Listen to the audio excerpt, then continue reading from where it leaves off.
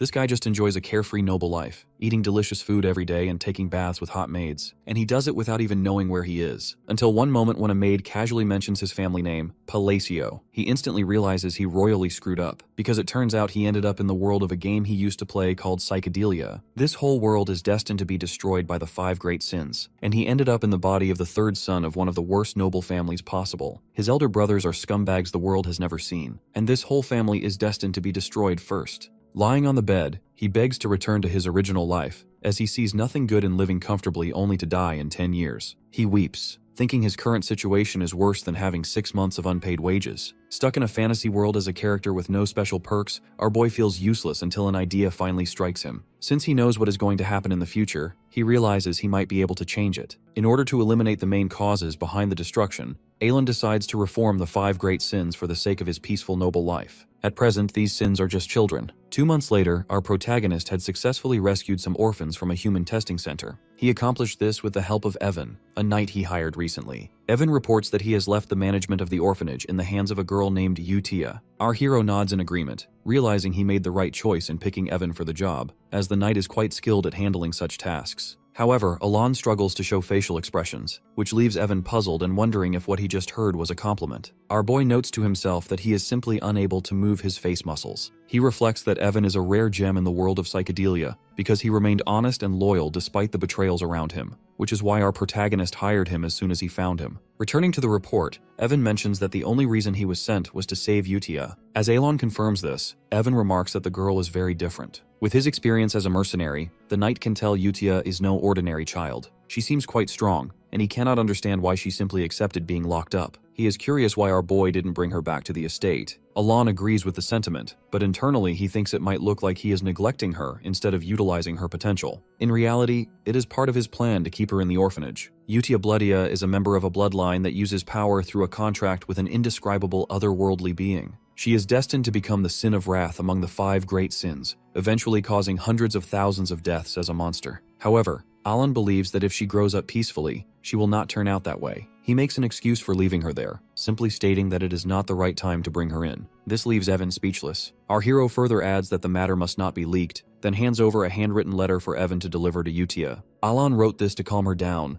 knowing she has gone through the trauma of human experimentation. Later, after Evan leaves the estate, our protagonist reflects on the letter. While it appeared to be for comfort, he actually wrote an incantation he heard in the game dozens of times. According to the Archbishop, this can be used to befriend the Blood Clan. Our boy used this incantation in the game to try to calm down Wrath, but it failed because it was too late for her, ultimately costing him his life. Now our hero thinks that it might not be too late. He feels relaxed after removing one of the 5 destruction flags, although he finds it funny that a single sentence can make one friends with a monster. He believes the thoughts of those in the realm of fanaticism are unpredictable. In the meantime, Utia has read the letter, and the magic power she emits is overwhelming. She figures out that the person who wrote to her is Aelon, but it pisses her off that he didn't call her to his side. She emits a deadly aura and, surprisingly, uses visualization magic power, a feat usually reserved for those at the master level. Suddenly, she recalls our boy saying it wasn't the right time to meet yet, and that excuse strangely seems to work. Utia calms down while interpreting the quote, considering it a promise that only her master, meaning Aelon, would understand. Utia is the sin of wrath and the daughter of the Blood Clan, the Utia Bloody Queen. Meanwhile, back with Aelon, he thinks he has managed to stretch his luxurious lifespan a bit further. He even imagines the bright moon in the sky is cheering for him. Now, our protagonist is fully encouraged to begin work on his next target. A cascade of books falls on Alon while he is busy searching for a clue regarding the location of the 3rd boss. Right then, Evan appears and reports that he has dispatched the 2nd child as ordered. Our protagonist's main concern is whether the knight treated the child gently. Evan nods, but before he can complete his report, the study door is destroyed. The intruder is none other than the 2nd brother, Tonio Palladio. He mocks our boy for reading books despite being illiterate, but Alon remains quiet about Tonio's insults. Our hero is so annoyed by this behavior that he wonders how the original Aelon managed to live like this. While he would like to fight back, he chooses to kneel and take his leave instead.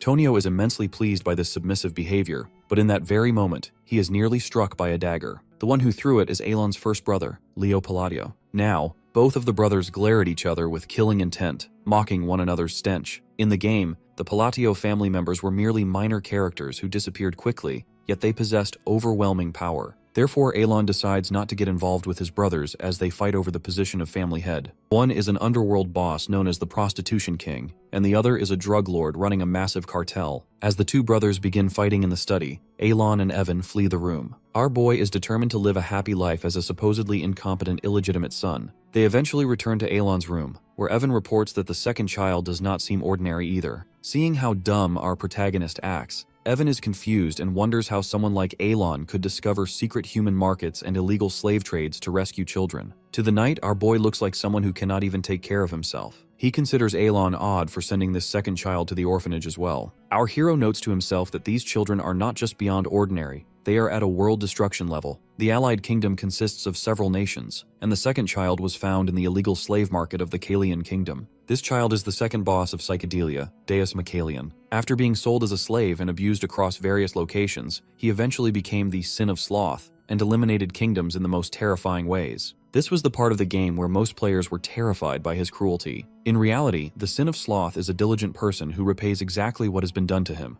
Therefore, our boy specifically told Evan to treat him kindly. Alon gives the same reason he gave before, that the time simply hasn't come yet, though his hand trembles as he sips his tea. Evan expected this answer, but wonders if the letter sent to Yudia was regarding this second child. Our protagonist confirms this, noting that he also added some everyday venting to build familiarity with her. Additionally, he asked her to take care of the child he was sending. At the orphanage, Deus does not play with the other kids much. Later that night, Yutia approaches him, recognizing how broken he looks. Surprisingly, she talks about that thing that left scars on Deus's body, the black goat. She unexpectedly congratulates him for being chosen by the Great Moon. As a chosen one, she advises him to feel his granted power and draw out what belongs to him. She insists that if he shows loyalty and follows only that person, he will surely get his revenge. Under the influence of her words, Deus emits a vast quantity of energy. Holding Alon's letter under the moonlight, Yutia decides to send a reply. The next day, our boy is again busy in the study searching for the third boss. Suddenly, Evan bursts in with terrible news.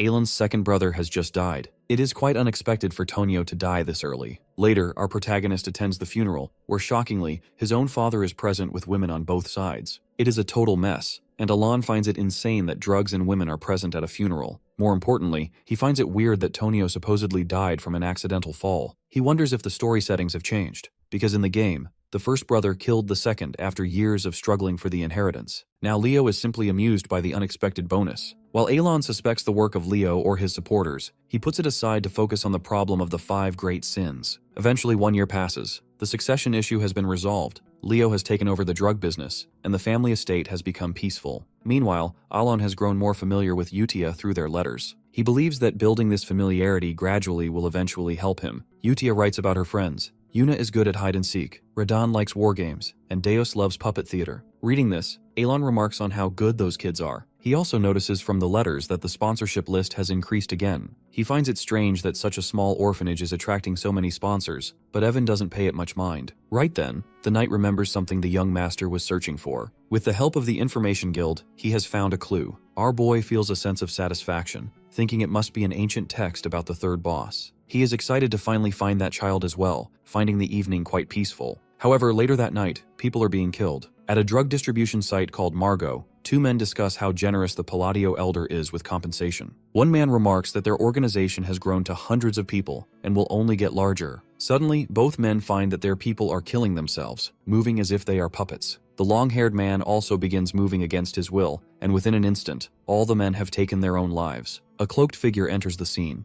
It is Deus, who has been accompanied by Yutia. She absolutely enjoys his puppet theater, and she notes that the sponsorship list, the list of those they have eliminated, has grown as well. Deus curiously asks if what they are doing is meaningful, but Yutia only asks if he is feeling sympathy. He shakes his head, knowing these people were grinding humans to develop drugs, yet he isn't sure how this helps his revenge. Yutia explains that this place will become the foundation for that person to return, and it cannot be shabby when they arrive. She claims this is the will of that person. With that, the 2 of them leave the scene, engraving the symbol of a blue moon on the ground, the symbol of their hero's sword. 2 years have passed since Alon and Yutia began their frequent exchange of letters. Currently, Evan is struggling to find our young master within the estate, but after searching for some time, he finally locates him in the back garden. Alon appears to be practicing something in the quiet space. Evan reports that he has successfully sent the 5th child to the orphanage, news that brings our hero a sense of total bliss. Over the last year, our protagonist has successfully located the remaining 3 sins. To celebrate, Alon treats his personal knight to some snacks. He reflects on how much he struggled to find the third child, who was destined to become the sin of greed. Since Evan has worked so hard, our boy treats him to macarons and instructs him to rest, acknowledging that the knight has traveled everywhere for his sake. Now that the mission to fill the orphanage is over, Evan feels a deep sense of relief. Lying on the grass, the knight wonders aloud if our hero is finally happy. Alon nods in confirmation, but Evan points out that his master's face doesn't show it at all. Even with a completely plain expression, our boy insists that he is indeed smiling, though Evan eventually gives up on the argument. Later, while laying on the grass, our protagonist notes that things are going much more smoothly than he expected. The bosses of Psychedelia only became the 5 great sins due to their tragic histories,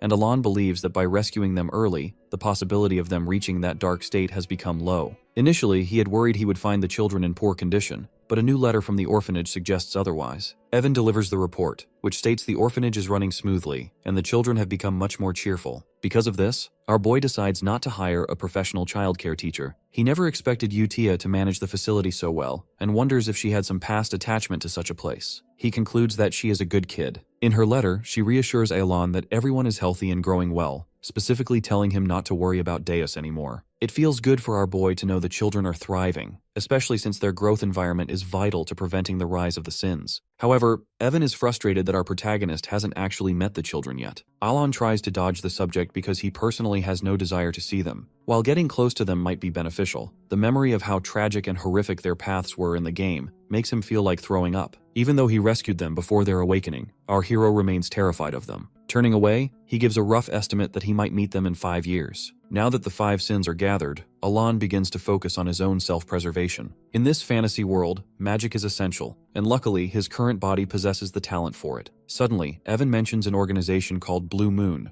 Alon is entirely unaware of the name, but Evan explains it is a famous group that destroys criminal organizations. Our boy doesn't pay much attention, assuming that since no such group existed in the game, it will likely disappear soon. Evan adds that they also eliminate corrupt nobles, expecting his master to have heard of them, but Alon simply ignores the comment and tells the knight to sleep in the room next to him. Later that night at the orphanage, Utia receives reports on the activities of Blue Moon. One child, Seolong, reports that she has eliminated everyone at her target location. She is the sin of pride, and confidently reveals that her identity remained a secret because her clothes were specially made by another child named Rhine. Seolang adds that she offered to spare her targets if they could guess her eye color, but none of them succeeded. Rhine, who is actually the sin of greed, coldly reports that she has burned the corpses as well. Another child, Radon, reports that the south is clean too. As the sin of mysophobia, he turned the men from the Avalon organization and an illegal experimentation facility into something unrecognizable. Utia is satisfied with their work, reminding them that they exist for the Great Moon.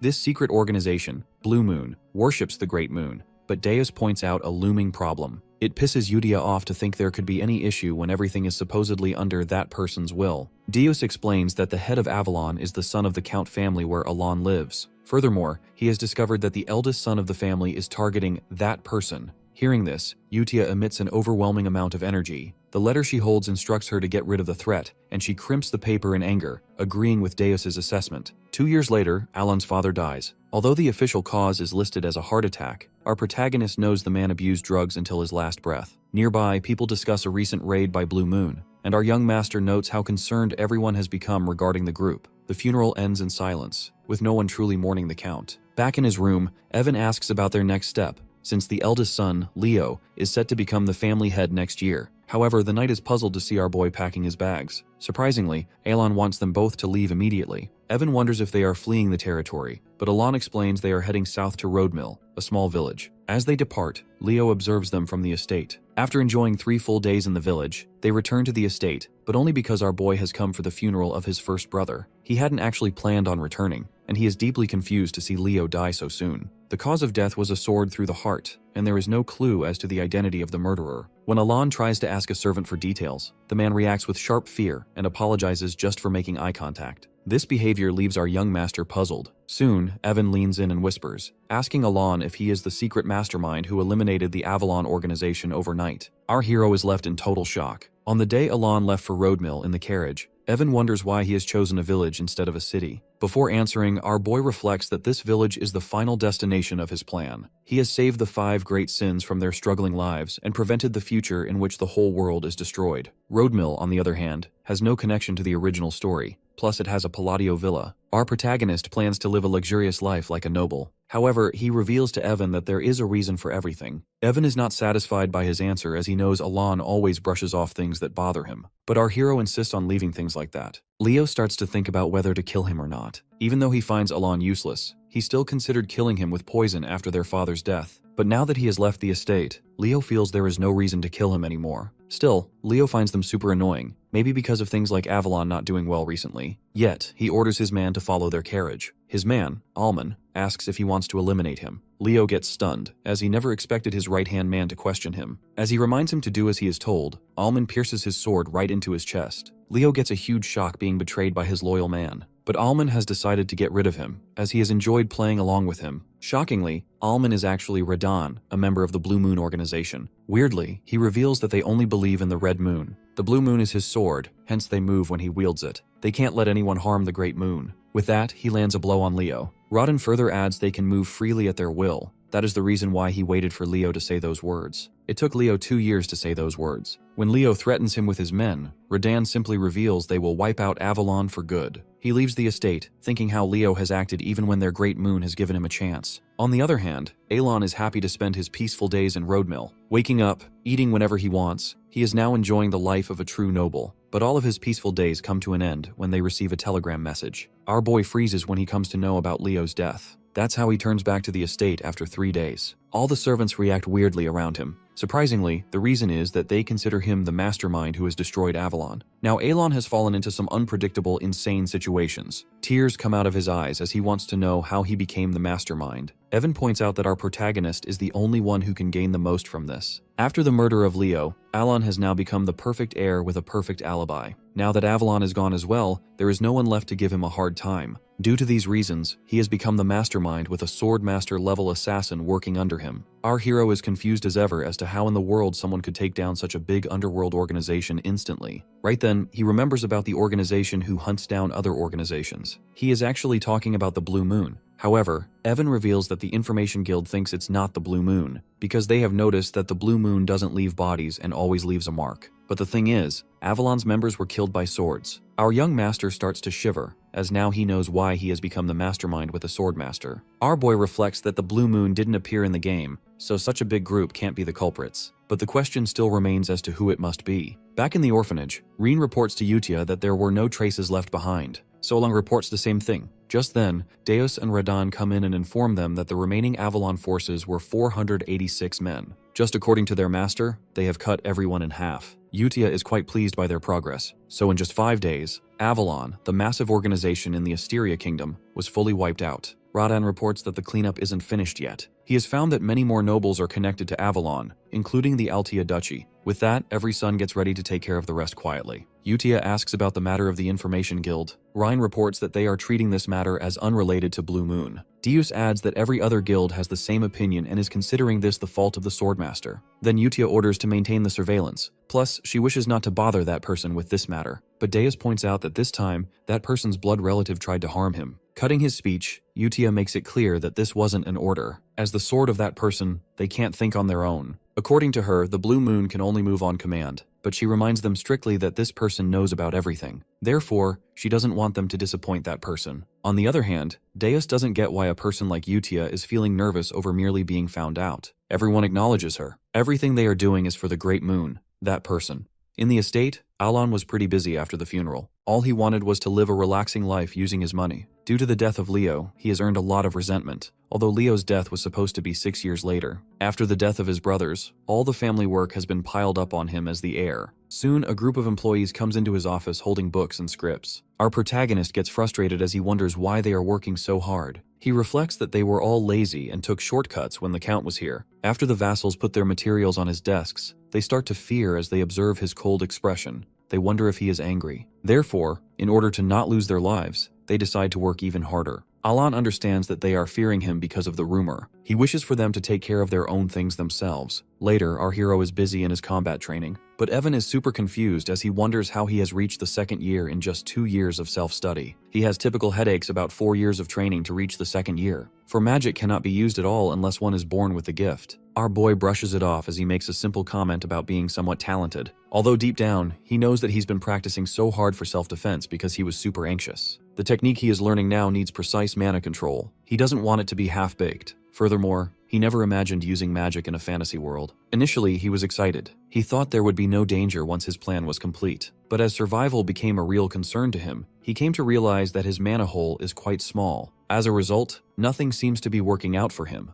The mana hole one is born with is like an athlete's body type, fixed from birth. On the contrary, our young master's mana hole is super small. Now sitting beside his personal knight, he thinks about a way when everything else fails. Meanwhile, Evan informs him about a dance invitation for him. Our boy gets a bit confused about the sudden invitation to a dance party. Later, both of them, all dressed up, arrive at the dance party. Alon is already feeling tired. This is actually a regular ball for networking among nobles in the southern region of the Asteria kingdom. As our protagonist is becoming a count soon, he is all determined to build some connections. He believes that networking with nobles is important for his peaceful future. But to his surprise, every noble begins to run away from him as soon as he approaches them. Evan barely controls his laugh, but still wants him not to get upset. But Alon already expected this much. Then he signals Evan to wait for him until he comes back. As he walks away, he reflects that he already expected to be ignored for lacking dignity. Then he notes that unlike the time of his illustrious great-grandfather, the current Palatio is the black sheep of the East. However, our hero didn't come to the party without any plan. He has planned to use his social skills he has secretly practiced to turn the situation in his favor. He grabs a glass of wine and points out how its taste is unique. A lady nearby looks at him. Our boy praises the wine even more. Even though he believes he is smiling gently, in reality, he is making a creepy smile. The nearby lady runs away to her father in order to prepare the wine right away. But Alon didn't want her to do that. Meanwhile, all the people around him talk about how he threatened her to forcibly take a limited edition specialty wine. Evan again struggles to stop his laugh. Later, Evan counts how much stuff he has received. It includes 1 fine horse from Paldean, Fenian citrus tea, Volanda crafted metal, and Malentino specialty wine. But Alon only feels dejected. He has found out that the Palladio family is more famous than he thought. Plus, since everyone believes he has killed his own brothers, they avoid him as much as they can. Getting frustrated from all of these thoughts, he starts to take some fresh air. Unexpectedly, a red-haired lady seems to be interested in our boy. Our protagonist is now standing on the balcony, as he is in his deep thoughts. Suddenly, someone speaks from behind as they wish to speak with him for a moment. He wonders who this person is. Suddenly, a girl named Loria, daughter of the Altia ducal house, comes forward. Looks like our boy knows about this family. He recalls that the Altia family is one of the 3 great villains of psychedelia, the black sheep of the north. Plus, he knows that anyone who speaks to him would not be ordinary. But the thing is, he doesn't remember Loria at all because he never saw her in the game. Without wasting another second, Loria demands him to support her as she claims she will be assassinated soon. Loria explains that she has received her father's affection, and until now, was protected as the daughter of his mistress. But now, as her father, the Duke of Altia, has fallen ill, her sisters have planned to kill her. Now our protagonist gets the whole picture. The thing is, she was already dead when the game began. Even though she begs him to support her, he refuses straightforwardly. She then even offers him half of House Altia if he helps her. Still, Aelin doesn't seem interested in helping her. Deep down, he admits she is in a painful situation, but he also doesn't want to involve himself in the trouble of others because it is already hard keeping himself alive. Furthermore, he doesn't have those powers the rumors say he has, so he cannot help her. But our hero gives up as he sees her hopeless face. Therefore, to cheer her up, he mentions she will get something good in the future. He comes back to the ballroom. Unexpectedly, Dias and Rhine are observing everything from the shadows. They learn that Altia has approached the Great Moon.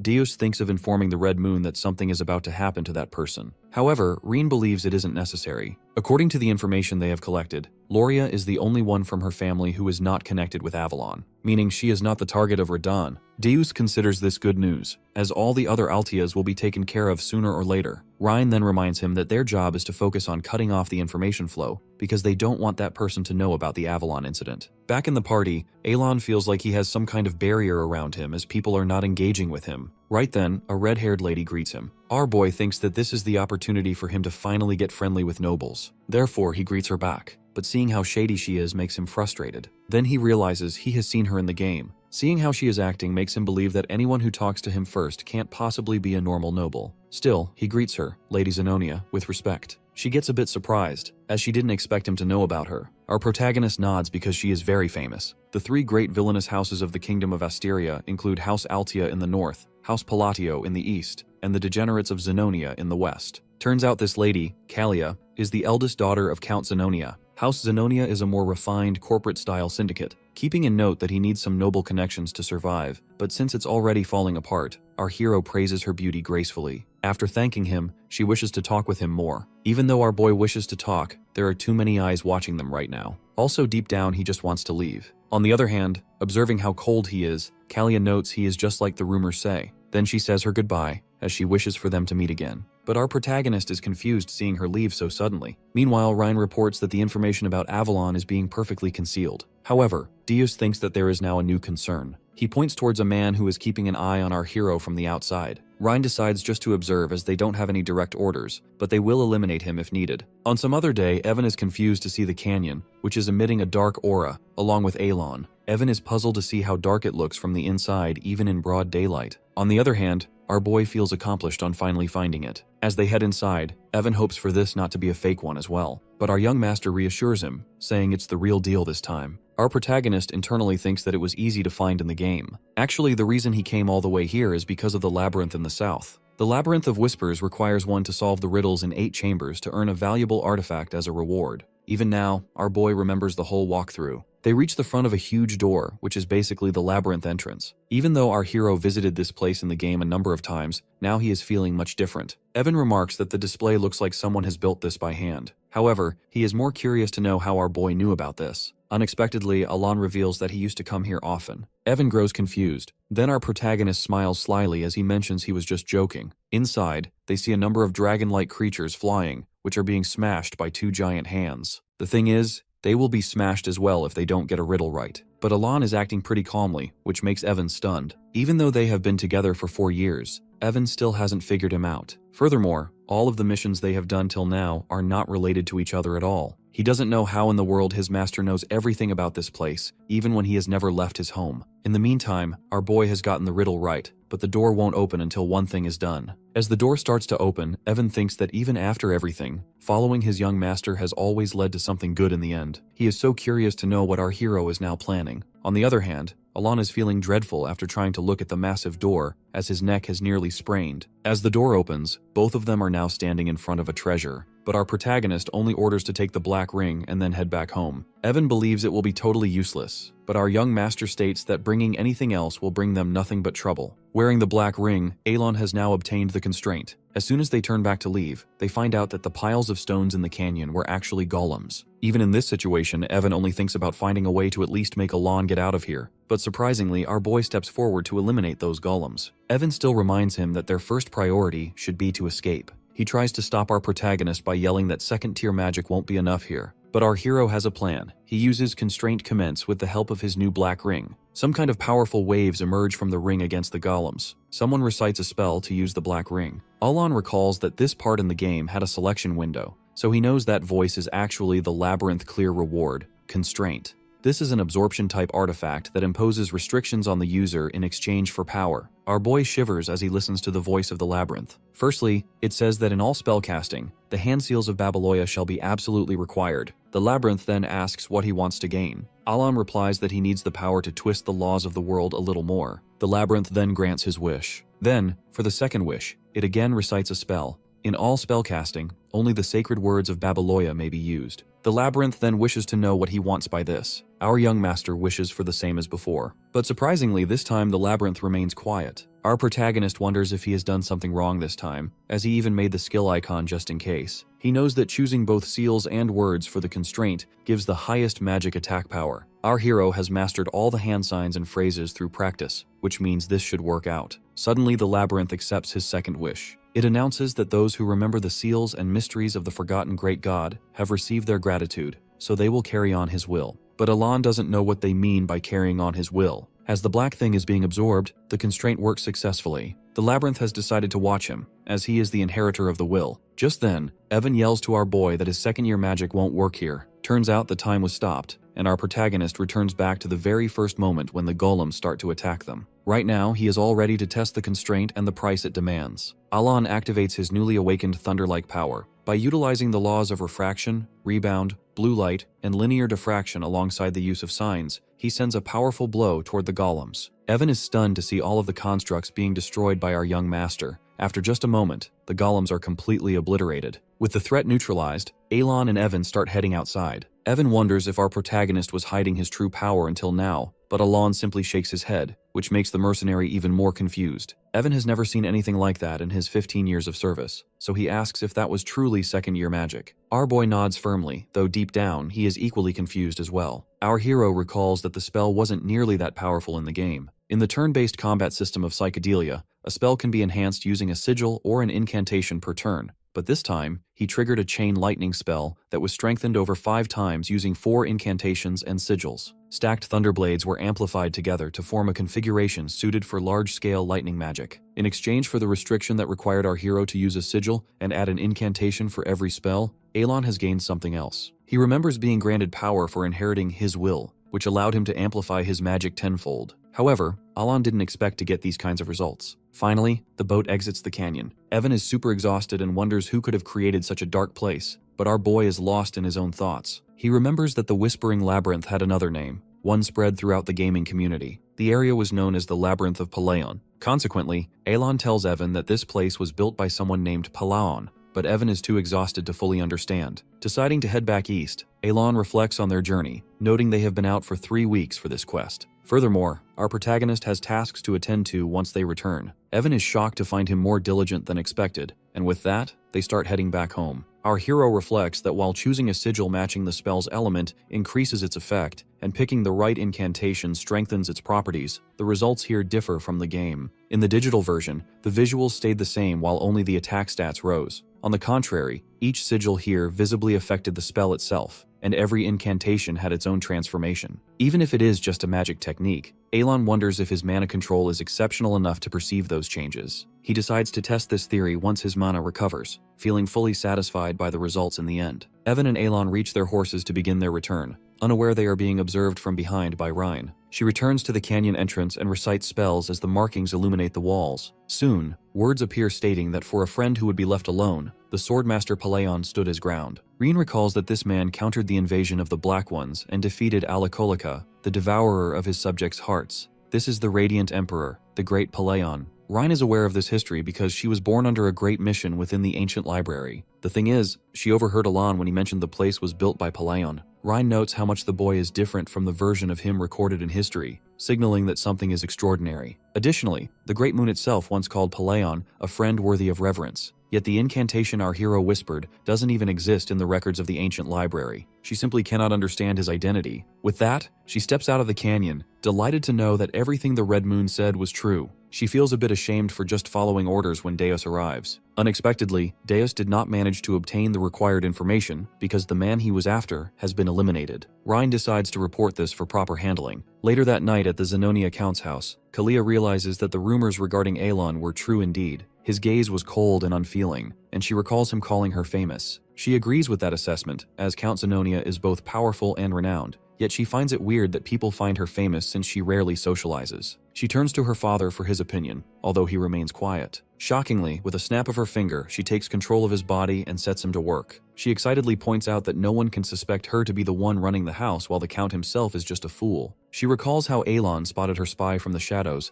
just as someone requests her to come to her room immediately. Inside, she finds the dead body of her spy. According to her informer, the girl didn't reveal any secrets as the seal didn't activate. Kalia smiles, however, as she never expected herself to be exposed like that. She points out that she was caught off guard the moment they met. On the other hand, our hero is totally unaware of this whole situation. At the Altia ducal territory, Loria sits hopelessly as she realizes that Alon, the noble of the underworld, possesses eyes as cold as her father's. She considers him someone one must never make an enemy of, yet our boy was her last hope. She knows he cannot agree to a deal involving such heavy losses, but the problem is that she has nothing left because of her 4 siblings. Up until now, she has survived solely on her father's mercy and affection. As soon as she steps inside the family mansion, maids inform her that her sister, Lady Phelan, and her brother, Lord King, have taken their own lives. Loria is shocked by this unexpected news. She cannot understand how people who would easily stab their own family could kill themselves. When she asks about her other siblings, Tamalian and Marianne,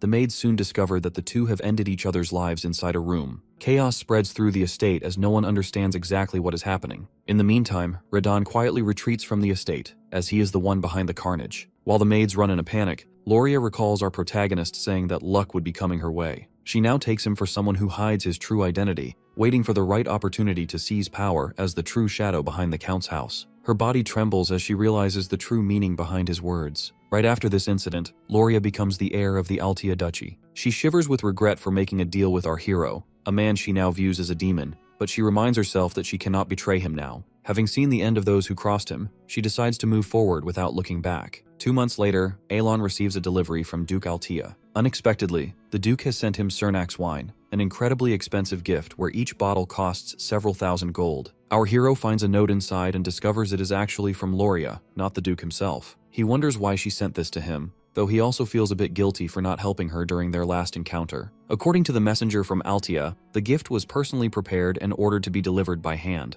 Alon is stunned as he realizes that Loria has officially become the Duke of Altia. In her office, Loria stretches after working non-stop for 2 whole months. Following the death of her father from illness, she ascended to the title during the succession ceremony. While her siblings' deaths were sudden, she managed to avoid all suspicion. All of this followed her participation in the ball, by which time her secret organization had already been wiped out by her siblings. After losing everything, she was horrified, but she now believes that Alon, who turned down her offer initially, took control of everything from behind the scenes. She feels stressed wondering how far our boy has planned. To avoid burdening him, she didn't even inform him of her father's death. She assumes his plan requires Altia's cooperation, which is why he helped her. After becoming the Duke, she unified all the organizations under Altia, yet she still feels she cannot compare to the power our protagonist has been concealing. She suspects our hero needs something else from her and wonders what she could possibly offer that a tycoon of the underworld like Palladio doesn't already have. She concludes it must be the renown of the Altia name. Consequently, she decides to focus on her duties, hoping her noble benefactor will be pleased by her gift when he eventually contacts her. Back in Alon's office, the Altia representative takes his leave. Our boy is in shock, unable to process her sudden rise to power. He feels as though something strange is happening. 5 years have now passed since he started living in the fantasy game. Evan approaches him, calling him young master, before correcting himself to Count. Although Alon is not officially a Count yet, he has been permitted to use the title since the new year. Internally, he feels gloomy because becoming a Count was never part of his plan, but he decides that once he gets used to it, he can start enjoying the perks of nobility. Right then, he receives a letter from Utia. Despite the passage of time, they still have no information regarding the assassin who killed Leo. Evan wonders if the goal is to take revenge, but after considering how his presence has already caused small differences in the game's timeline, our hero reveals he simply wants to be prepared for the worst. Evan teases him for finally acting like a Count, and Alon starts reading the letter. Utia informs him that everything is going smoothly and that everyone is fully absorbed in their hobbies. The report notes that Deus has become professional in puppet plays. Seolang enjoys playing games with friends. Ryan is immersed in her research, and Radan has taken up gardening. For Alon, these monthly letters from the orphanage have become a warm, familiar routine. He is happy to watch them grow while sponsoring them, even though he has never seen their faces. When he asks about their ages, Evan answers that they have reached the age to step into society as adults. Our boy feels a bit disappointed that they've grown so fast, but he accepts the truth and decides to let them go. Evan is puzzled, as he assumed those kids were rescued for a specific purpose, but our protagonist wants them to choose their own futures. He believes that since he ensured they won't awaken as sins, they will be fine on their own. In the game, each boss battle featured narration revealing their unique traits. Utia had a talent for faith, Deus for the sword, Rhine for research, Seolang for combat, and Radan for leadership. He believes that if he places them in the right positions, they will have bright futures. As he prepares to write to them, he decides to give each a gift. It takes our hero the whole day to finish the letters, which Evan then takes away to deliver. Alon hopes for those 5 children to take these messages and step out into the world. Later, at the orphanage, each of the 5 sins receives a personal letter. Some react with excitement, while others become very serious. All 5 children have grown up, and each of them receives a letter of their own. Instead of viewing these as mere correspondence, they treat them as formal directives. Before reading the new instructions, Utia decides to review the older letters first. Seolang gets incredibly excited to read the messages that were previously only seen by Utia, and soon, everyone is poring over the old documents. To the others, the letters don't seem like directive sheets. They read like ordinary, casual conversation. To this observation, Utia explains that our boy ordered the letters to be disguised as normal conversation from the very beginning. She points out that in the first letter he wrote her, he asked about her well-being, and mentioned his second brother using him as a chair. Yutia interprets this as him pointing out a target for elimination, noting that he ordered her to report back afterward. She even reveals that the letter in which our hero instructed her to take care of the orphanage was actually a coded order to form the Blue Moon organization. This is how she has meticulously followed every word of our protagonist from the start. Deus notes that such methods must be to prevent information leaks, and Yutia agrees, stating that this is how they should properly decode the directives. However, Deus points out that it would be much easier to visit Alon in person or use a magic communicator. Radan concurs, noting the inherent risk of leakage through physical mail, but Yutia coldly reminds them that their role is simply to follow orders. Right then, Seolang suggests they finally read the new directives. The letters assign them to their new posts. Deus is ordered to Caliban, the land of knights. Seolang is instructed to head to a colony. Radan is assigned to the pleasure city, Raxus, and Rhine is sent to the labyrinth city, Lartania. Yutia, on the contrary, is instructed to go to the holy kingdom of Rosoria. Deus doesn't quite understand why our hero told him to become a knight, but he notes that Alon has decided to continue their sponsorship. Furthermore, the location of their individual gifts is written in each letter. Consequently, they all decide to head out instantly, with Yutia reminding them never to expose the name of the Blue Moon. 2 months pass as Alon continues researching magic and techniques. He asks Evan about the assassins who killed Leo, but Evan hasn't found any leads from the Information Guild. Our boy reflects on how much the game settings have changed since he interfered to rescue the 5 great sins. Loria, who should have died, has instead become the Duchess of Altia and is rapidly building up her underworld power. Suddenly, Alon orders Evan to stop the investigation into the assassins, believing he shouldn't involve himself further. In the game's setting, it is nearly impossible to evade the Information Guild's network. He begins to shiver, realizing he shouldn't bother with unforeseen situations that might lead to his death. He decides not to approach secret organizations, as they only react when harmed, and instructs Evan to drop the matter entirely. Right then, Evan reports that Deus has been knighted in Caliban. 3 months later, Evan adds that Deus has already created his own knight order. Alon is stunned, as that implies Deus has reached an expert level despite not being a knight for very long. Evan also mentions that the 5th Master Knight is expected to appear within 10 years, a title known as the Sword of Caliban. Our hero feels immensely proud of him. 6 months later, a full year after the Sins became independent, Alon finally becomes a count following his succession ceremony. Evan enters to inform him that Deus has officially become one of the 5 Swords of Caliban, a Master Knight. Alon pauses, murmuring in surprise, as he wonders if only Swordmasters can hold that title. In the game, a Swordmaster is a transcendent who has surpassed the Aura Blade and awakened an ability called Derivation. According to Evan, Deus hasn't managed to awaken Derivation yet, but the country granted him the title regardless after he defeated the 4th Sword, following Caliban's loss of a Master Knight to the Northern Barbarians. While it usually takes 15 years just to wield mana and decades to master Derivation, Deus reached this level in just a year, despite being totally unaware of swordsmanship previously. Our boy believes Deus will soon surpass Reinhardt, the youngest Master Knight in the game, if he can just bridge the gap with Derivation. Our hero starts to daydream about the benefits he might receive from this, but then he sighs, thinking he may not get anything at all. Evan waves this off, noting that our protagonist only sends letters to Yutia. Even so, the letters Yutia receives always include updates about the other sins, as they are all keeping an eye on each other. Alon hopes for at least a thank you from Yutia for the gifts, and feeling a bit disappointed, he slaps his own face to focus. He reminds himself that although they awakened as the 5 great sins, they haven't destroyed the kingdom. What matters most is that the children are living well. The scene shifts to the capital of Caliban, Kurdum, specifically the high noble residential district where the Lunar Eclipse Knight Order resides. Inside the great mansion, Deus Macallion, now the captain of the Eclipse Knights and the youngest Master Knight,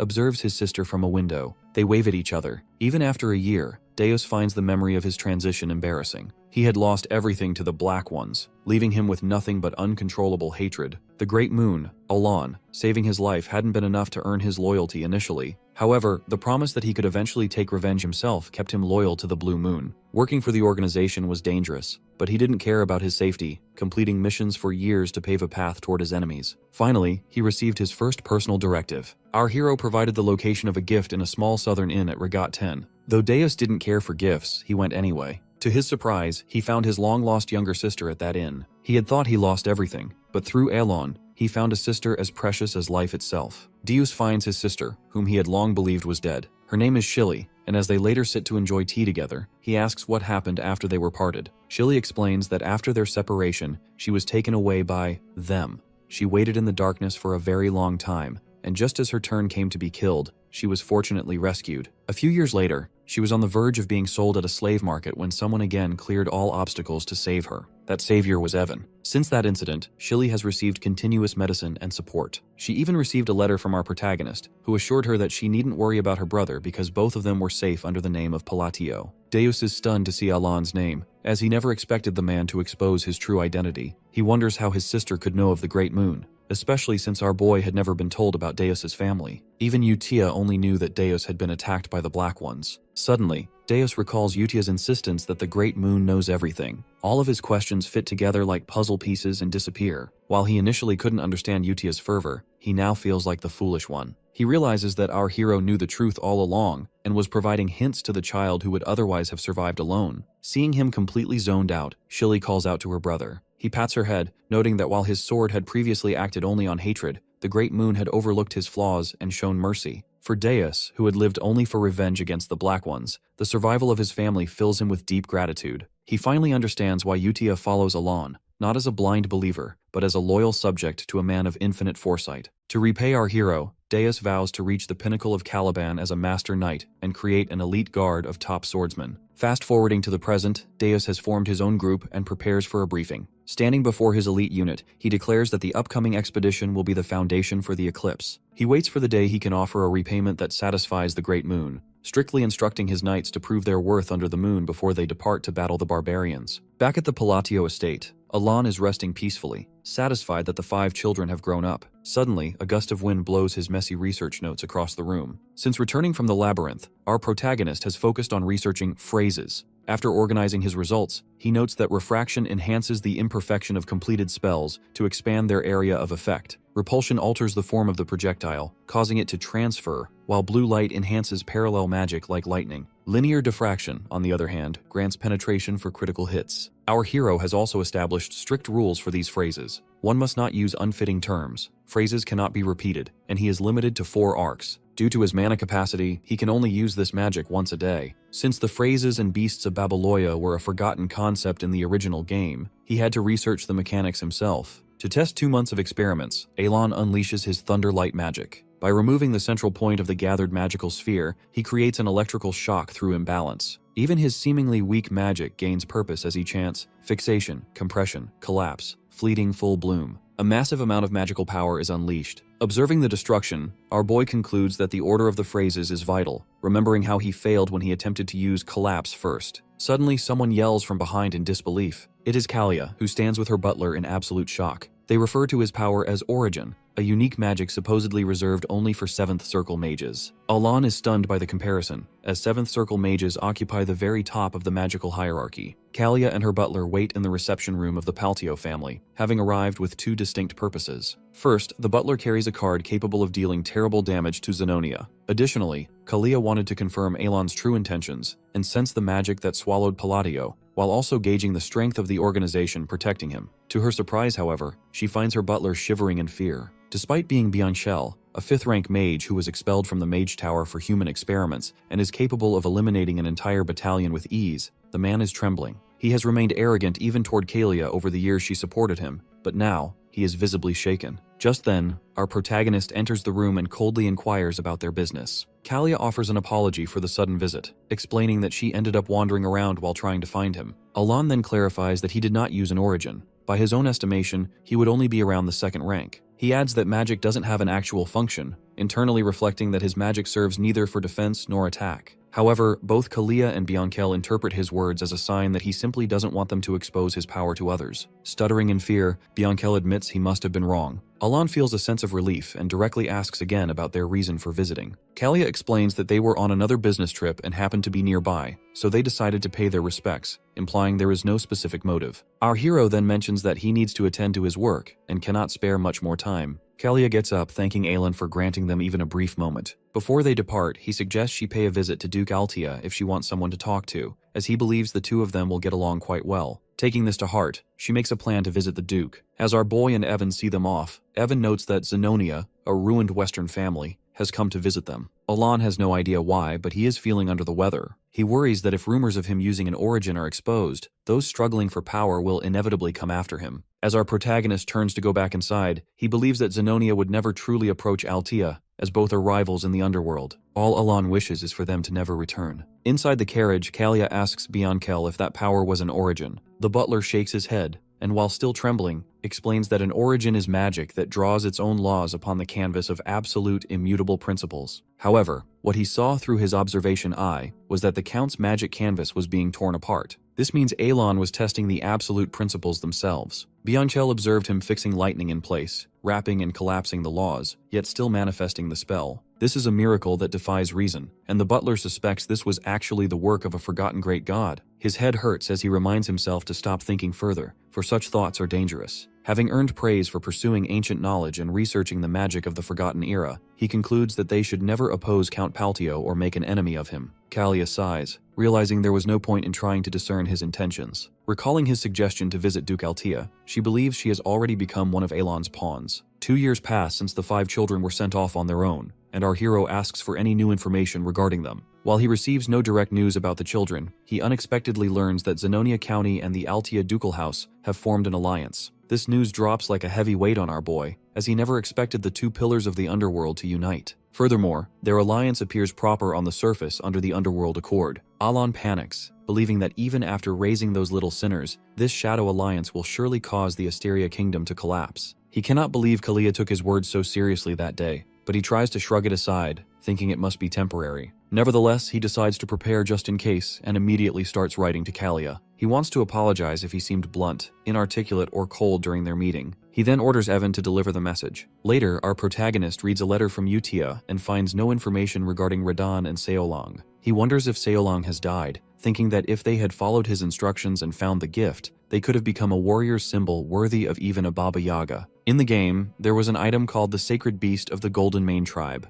According to the game setting, if the Sin of Pride hadn't become a fallen sinner, she would have been a great Langland warrior. Alon had even told her about the hidden treasure she could use for funds. But the bitter truth is that her land is a nation where one can only seize the world through power. The scene shifts to the desert nation of Colony. In a strange place, Seolang, now wearing Alon's gift, stretches as her ordeal finally ends. She thanks him for the precious gift, having initially thought the essence of the Golden Mane Tribe was just a random charm. She realizes now that the stories she heard as a child were not just fairy tales. Her tribe consists of descendants of the Golden Mane Tribe, the kings of all beastkin. This tool is a legendary heirloom passed down for hundreds of years, granting power and divine authority. After getting her hands on this, Seolong faced every trial within her inner world. On the day she was dying as a test subject, the Great Moon saved her life and gave her the power to take revenge on the Black Dragon who eliminated her parents. Therefore, she has decided to repay Alon sincerely. She knows the true meaning behind the gift was not for her to remain an ordinary gladiator. Instead, she plans to become the strongest gladiator ever and gather the Golden Mane Tribe to restore their glory. Eventually, she will slay the Black Dragon. Staring at the moon, she decides to dedicate all her efforts to her savior, aiming to bring back the glory of her clan under the Blue Moon after 500 years. This clan remains the greatest of all beastkin and the undisputed king among their kind. In Alon's office, Evan provides updates regarding the 5 children, gathered by the Information Guild. According to the Guild's reports, Seolong has earned the title of Golden Flash due to her overwhelming activity in Colony. Luckily, our hero is glad to hear she is doing well. Evan agrees, noting that Colony is a place where strength allows one to get away with almost anything. Unfortunately, he hasn't heard anything about Radan since he left to learn the trade in Raxus. Although Evan has some leads, they are still being verified for reliability. Suddenly, our boy coldly asks if Evan is busy. Taking a pause, Evan reveals that he has already finished every task on his plate.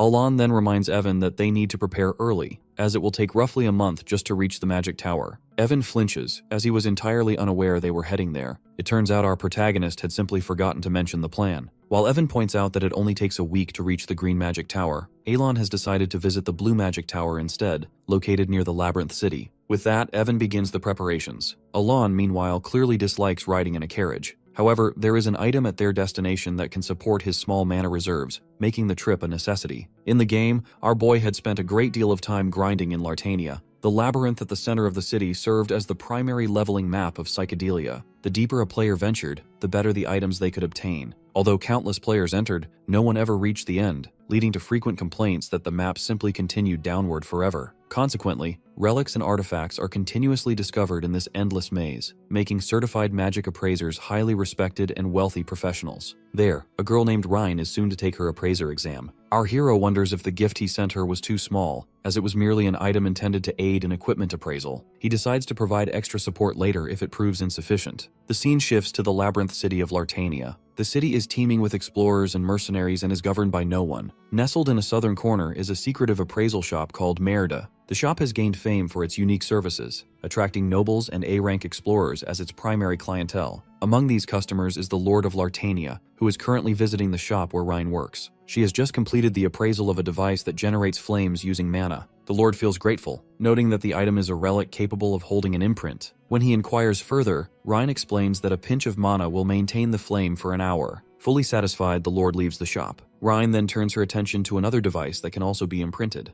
The reason this corner shop is so famous is due to the imprint known as Screech, a gift from our boy. Rhine happily repeats the words from his letter, which encouraged her to become an appraiser. Initially, she didn't understand the command. She believes her master is a friend of Palatio and a figure from the forgotten era of outer gods. While she thought everything was meant to help deal with the Black Ones, she couldn't initially see how being an appraiser connected to that goal. However, upon seeing the gift, she realized its nature was different from anything she knew. She obtained the Eye of the Tail, which quickly identifies items below a certain mana threshold. Rhine realizes the true nature of this item doesn't even exist in the library. After the seals were lifted, the imprint opened. She decided then to gain power over the Black Ones in the future, viewing this as both an ability and a means to offer sacrifices. Currently, she has 252 sacrifices left until it reaches full bloom. In exchange for increasing the relic's stats, it absorbs something that causes its eye to change, though it only reacts to specific high-ranking relics. If the wrong item is used, the accumulated power vanishes. Correctly appraising artifacts and distinguishing high-rank sacrifices is a job only she can do, having been born within the Library of Eternity. With a vicious smile, she decides to do everything necessary to deal with the Black Wolf, believing it all aligns with the view of the Great Moon. 3 weeks later, Alon and Evan reach the Blue Magic Tower. Unfortunately, the Tower Master is away. Instead, they are met by the Vice Master, a 6th Circle mage named Pedia Clint, who tells them to state their business and leave. Surprisingly, our protagonist finds her face familiar from the main story. Since the current time is before the original plot begins, Pedia is still only the Vice Master. In the game, she is a genius who reaches the 8th Circle and becomes the Tower Master in her 20s. This tower possesses massive combat power and holds a status equal to nobility due to its monopoly on specific necessities. As a Vice Master, Pedia has transcended ordinary humanity. After Alon reveals his identity, he states he is there regarding the Time Rift. Pedia, who is busy searching for documents, pauses when he claims he can remove it. A Time Rift, or Simon,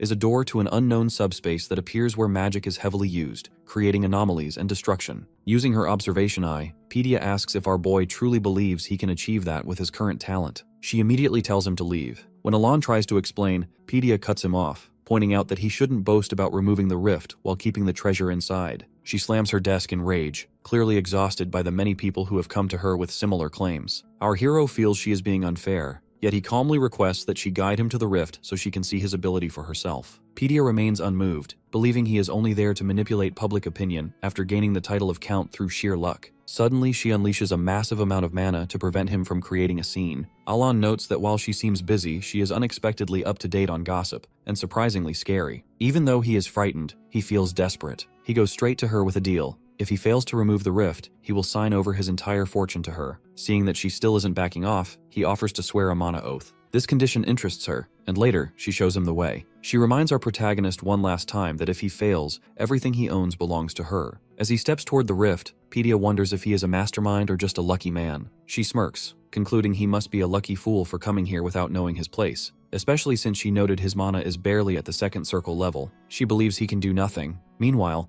Alon recalls that one usually doesn't have to work this hard to close a rift. They typically spit out an artifact and disappear naturally within 3 months. Because of this, research on them had stopped. However, this specific rift has been causing trouble for over 2 years. Standing before the anomaly, Pedia again tells him to back off if he is incapable. She notices he is preparing to use his bare hand rather than a staff. Deep down, she knows ancient magic tomes describe this as a primitive method, and she tries to stop him from doing something so reckless. But our hero only concentrates on his work. Within a moment, Pedia's body refuses to move. In fact, everything around her has stopped. Looking through her observation eye, she unexpectedly sees a massive red eye looming right above Alon. Pedia's observation eye activates, immediately beginning to analyze the anomaly before them. After a series of rapid calculations, she begins to see strings of text filled with dark, ominous words. Suddenly, a giant red eye manifests and reaches out toward her, projecting an absolute demand that leaves her face drenched in sweat. Deep down, she understands the weight of this command perfectly. After a brief moment, the giant eye closes and vanishes into thin air. With the phenomenon gone,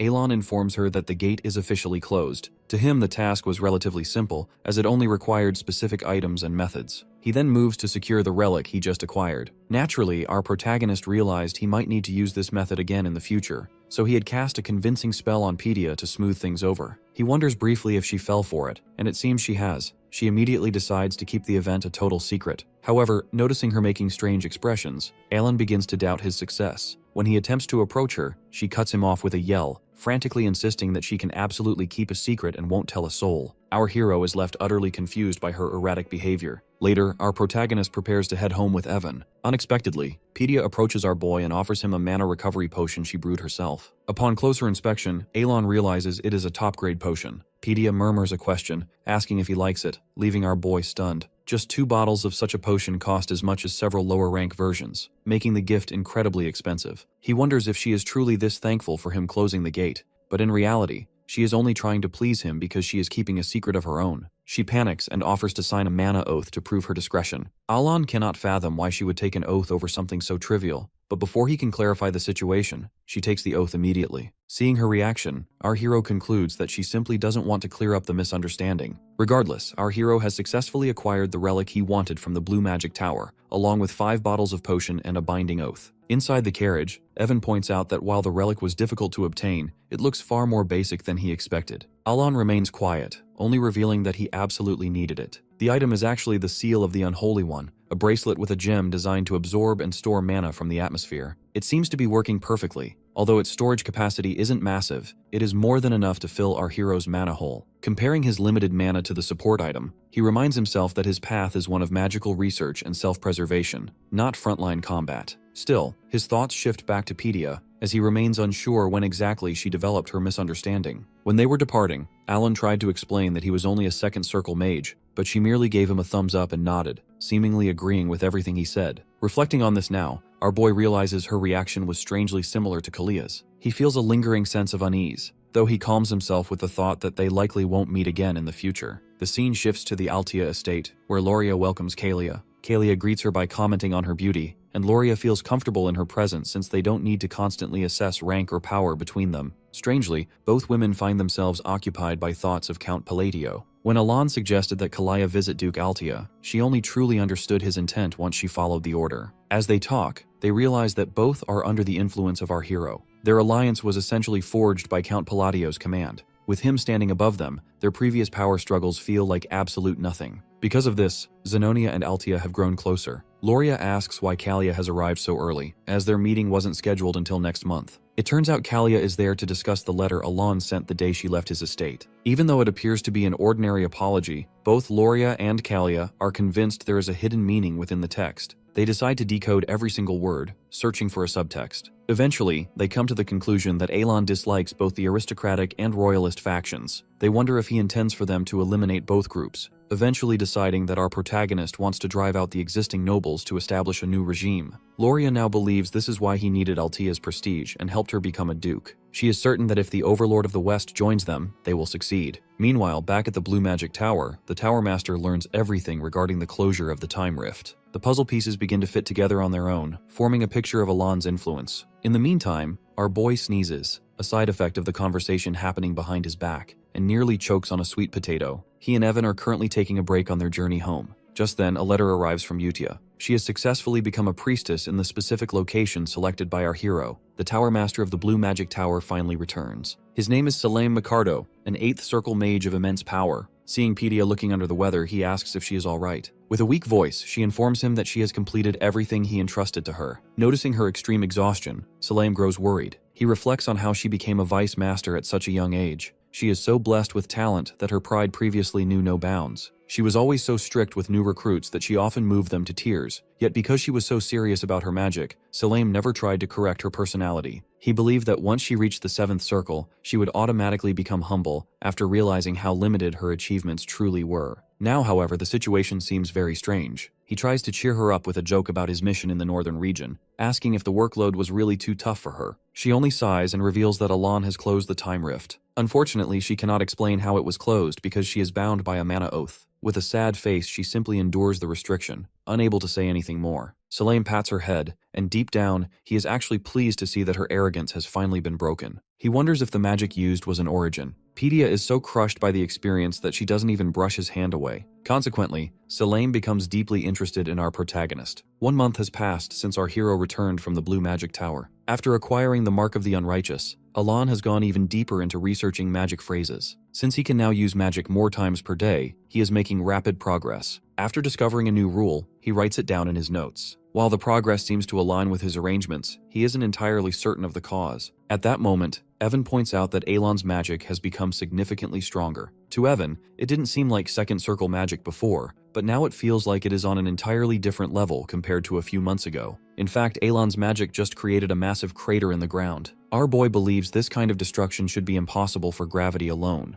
A standard second circle gravity spell shouldn't be enough to crush the Earth to this extent, even at maximum power. Now, Alan realizes he wasn't imagining things when he felt his strength increasing. This obvious boost in power is likely not due to practice or the phrases themselves, as higher efficiency usually just means better precision. Phrases act like trigger words to alter attributes, and after months of researching arrangements for gravity, our protagonist has started using set phrases interchangeably. He assumes the power boost is just a small gain from optimizing these arrangements. He simply tells Evan that he is in good condition, which is why he seems stronger. Afterward, Evan delivers a letter from Yudia. Receiving it, Alan decides to head back inside, as he has already used up his 3 magic spells for the day. Internally, he considers that his sudden strength might be a reward for a curse. In the East, a curse is a ritual where one sacrifices themselves to cast a spell on another. The target suffers a penalty but gains compensation in return. Since no one near our hero is involved with the East, he considers it a possibility, or perhaps he is receiving faith from somewhere. He shrugs the idea aside, reminding himself that he is just a count from a small kingdom ignored by the underworld. He tells himself it's perfectly fine to live without overthinking everything. The scene shifts to the holy kingdom of Rosario and its capital, Ryanel. It is a city of pure white that worships Chironia, the goddess of the moon and peace. In the Eastern prayer house, a knight named Locke greets Utia. He knows she is a lower-rank nun who doesn't even wear the sash of holy grace, yet he shows her great respect. He reports that he has saved 8 children and 25 lives from small villages in the east and west, believing he was only able to do so because of her guidance. Utia shrugs it off, saying he is the one who performed the good deeds. However, Locke insists she guided someone as insignificant as him. For 20 years, he was unable to sense even a trace of divine power, and was about to give up in despair. At that moment, Utia reached out and told him to have faith in the moon.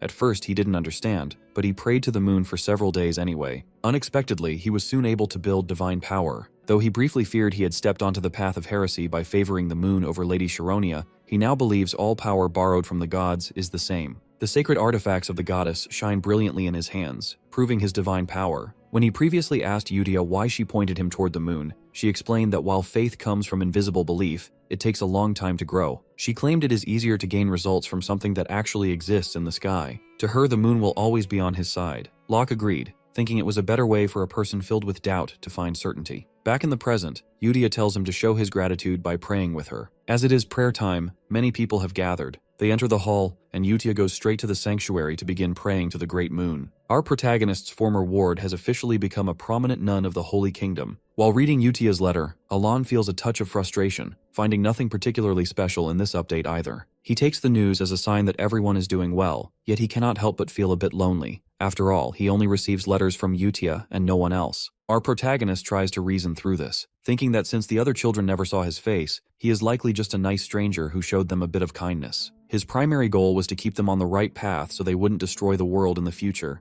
and having achieved that, Alon reminds himself there is no reason to feel disappointed. With that thought, he attains a sense of inner peace. Our boy reflects on how Utia still writes to him every month despite her busy schedule. though it still stings slightly to think that only the eldest of the group recognizes his efforts. Suddenly, he jumps in shock upon realizing Evan is also in the room. Luckily, he calms himself down immediately as Evan reports that he has gathered information about the kids from the Information Guild. Strangely, Radon has become a pirate. Our hero is so stunned that he remains speechless for a moment before demanding that Evan tell him everything in detail. Evan sits down to reveal big news regarding Seolang and Deus. It turns out Seolang has won 23 consecutive challenges out of 100 against Baba Yaga. For context, the record for most consecutive wins is 41, held by the Lion King, a character who actually joins as a companion in the game. Furthermore, the colony military relies heavily on these fighters because they are incredibly powerful, and there is a high chance Seolang might break that record soon. Evan then moves on to Deus's knights, who have successfully taken down Kurga of the Snowfield, one of the 8 barbarian chieftains. These chieftains have become superhuman through various rituals, a fact Alan knows quite well since he defeated the barbarians and even their god, Ultholtus, in the game. He is relieved that he doesn't have to deal with them now, especially since Ultholtus only appears after the 5 great sins descend. Consequently, our protagonist no longer needs to worry about Deus. However, he briefly wonders if he should have visited them in person to enjoy some of the benefits of their success. Turning to the next report, Evan discusses Rhine, who has become an appraiser capable of applying black engravings to artifacts to enhance their abilities. After hearing about the others,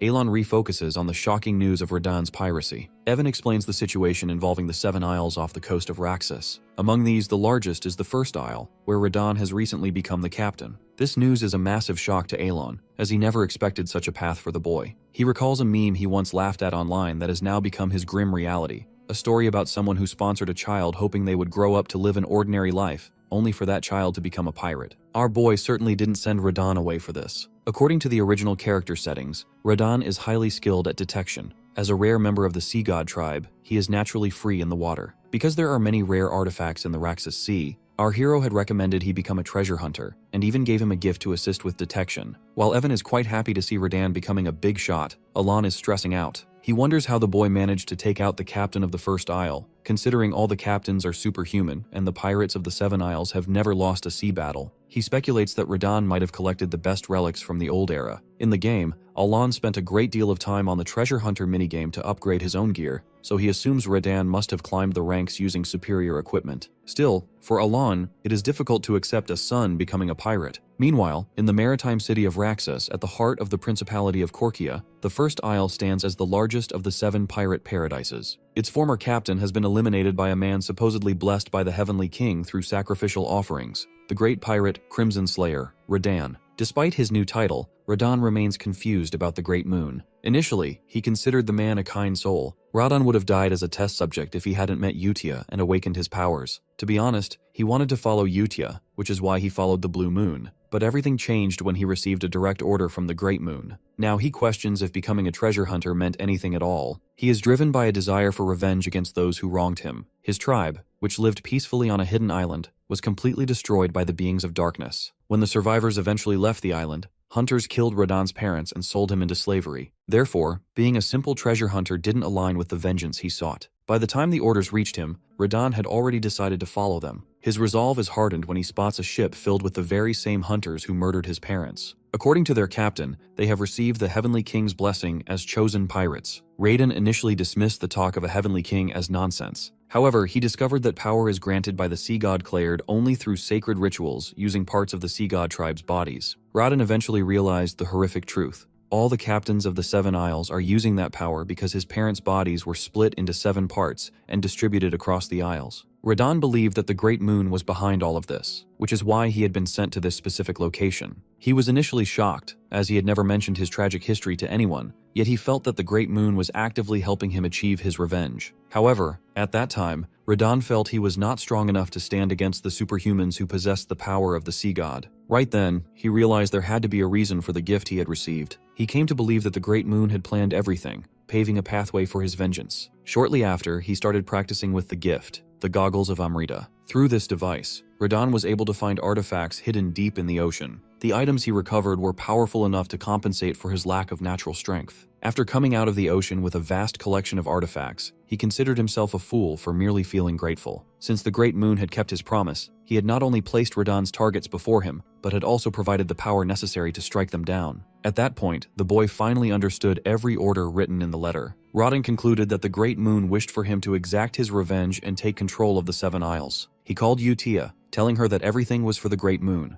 Those words, which once meant nothing, were now glowing with trust in his heart. 3 months later, autumn finally arrives. This season marks the time for Asteria's biennial Grand Social Assembly. Alan is set to participate in the assembly because attendance is mandatory once every 4 years. But our hero is clearly hating the idea. Soon, the carriages of the Krild and Edorn families join him as planned. It is currently the norm for nobles to travel in large groups to avoid trouble with bandits. While staying at an inn that evening, Alon is surprisingly questioned by other nobles about why he has only 1 guard. They pointedly suggest that he must have a very tight budget after accidentally becoming the count. Unfortunately, instead of bandits, he is being troubled by the nobles themselves. Historically, the wealth of Palladio was built in the vast underworld of the East. However, our boy is fully satisfied with his current life after letting go of those criminal enterprises. Since he considers the underworld far too dangerous, he is content living without any major problems. Consequently, the underworld of the East fell under the control of smaller groups, and the rumors that Alon became a count purely by luck have become accepted as facts. The false rumors of him being a mastermind behind the count's house slowly disappeared, and he has now been demoted to the title of Lucky Brat. Meanwhile, the nobles continue to mock him for being short on funds. Alon feels they are crossing the line, but then something clicks in his mind. These people are actually the victims of the Palladio family. Both House Krild and House Edorn were once completely under the thumb of Palladio, and at this moment, they are merely venting the sorrow they once suffered. To our protagonist, they seem like nothing more than a bunch of petty internet trolls, so he decides to ignore them entirely. In the meantime, Evan brings some grilled corn from the kitchen, which our boy finds absolutely delicious. As the two of them enjoy their snack, the lords of Krild and Edorn keep talking. It almost sounds like a rap. Alon and Evan simply enjoy their corn while completely tuning out the other nobles. The scene then shifts to the northern region, a land of bitter cold inhabited by barbarians. The place looks as though no life could possibly exist there. The captain of the barbarians, the great Kulkan, one of the 8 barbarian chieftains, has finally fallen at the hands of none other than Deus. For barbarians, death in combat is considered honorable and glorious, but unexpectedly, this battle ended in a defeat caused by a cowardly ambush. The barbarians were caught in the scheme of a Caliban knight who had suggested a formal duel only to betray them. Now, the great Kulkan lies on the bitter snow, feeling a deep sense of shame to end his life this way. Suddenly, he hears a voice telling him to call upon the name they all once worshipped. On the verge of death, the great Kulkan whispers the name of their god,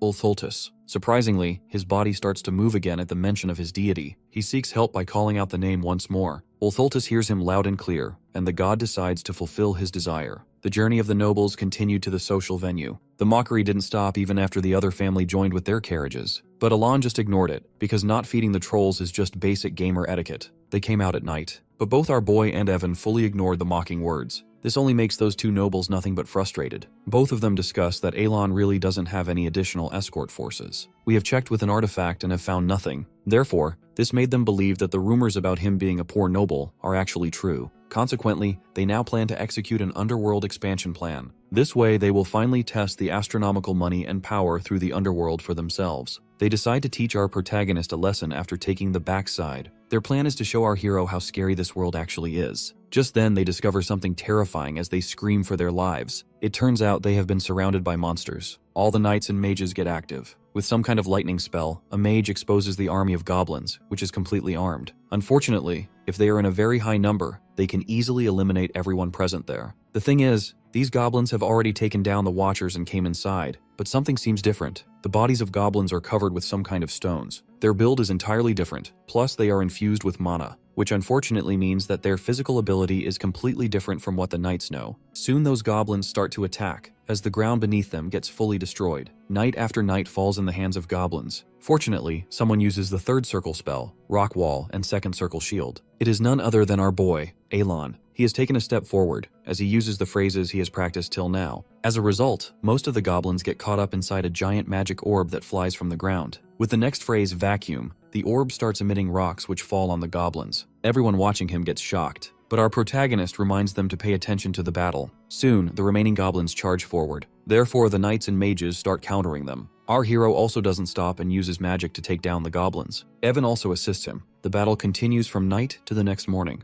In the end, humans are victorious. But everyone wonders about Alon's power. On the other hand, he has turned pale because he has just saved himself from dying. Even though his daily spell count has gone up, it's still only 3 or 4. In the middle of the fight, his mana hole completely went empty, and he became just a normal person. Even with Evan, losing the ability to protect himself was terrifying. Seeing him shivering, Evan gets worried if he really is fine, but our boy insists he is. At first he was planning to go alone because everyone was so noisy, but it's a good thing that he has traveled with the nobles. Putting that aside, he points out that Amethyst is the biggest problem. He wonders why did a descent happen. Back in the game, divine descent is a strange phenomenon that occurs when an outer lord tries to descend. That causes affected monsters to become stronger and more vicious. Our protagonist wonders if this should be happening or not. The outer lords, who should only appear after the 5 great sins awake and the world gets destroyed, have started to come down to this land. Our boy gets a headache as he can't think of a reason for this because the kids haven't awakened as the 5 great sins. Therefore, he decides to gather more information for resolution. If things continue this way, Alon will consider himself dead. Finally, all the nobles arrive at the Rotogray ducal family estate. Our count feels nauseated after the long journey. With that, the curtain of the grand social has risen. Inside the ballroom, Alon notes how everything there is made of gold, making it the perfect venue for a grand social. Evan adds that their goal is simply to show off their wealth. Seeing Duke Rotogray walking nearby, our boy decides not to involve himself with other nobles as he personally dislikes such interactions. Unexpectedly, Krild and Edorn reach out to our protagonist. They weirdly ask him to spare them some time. Surprisingly, they offer him the highest quality goods made from their territory. Plus, they also offer him a chest of coins to support him for his territory. Seeing them acting like this confuses our hero. However, his presence is actually cold, and both lords begin to shiver. They clearly regret messing with him. To understand this, we go back to the time after the battle with the goblins. Lords Krild and Edorn were trembling after seeing the magic power of Alon.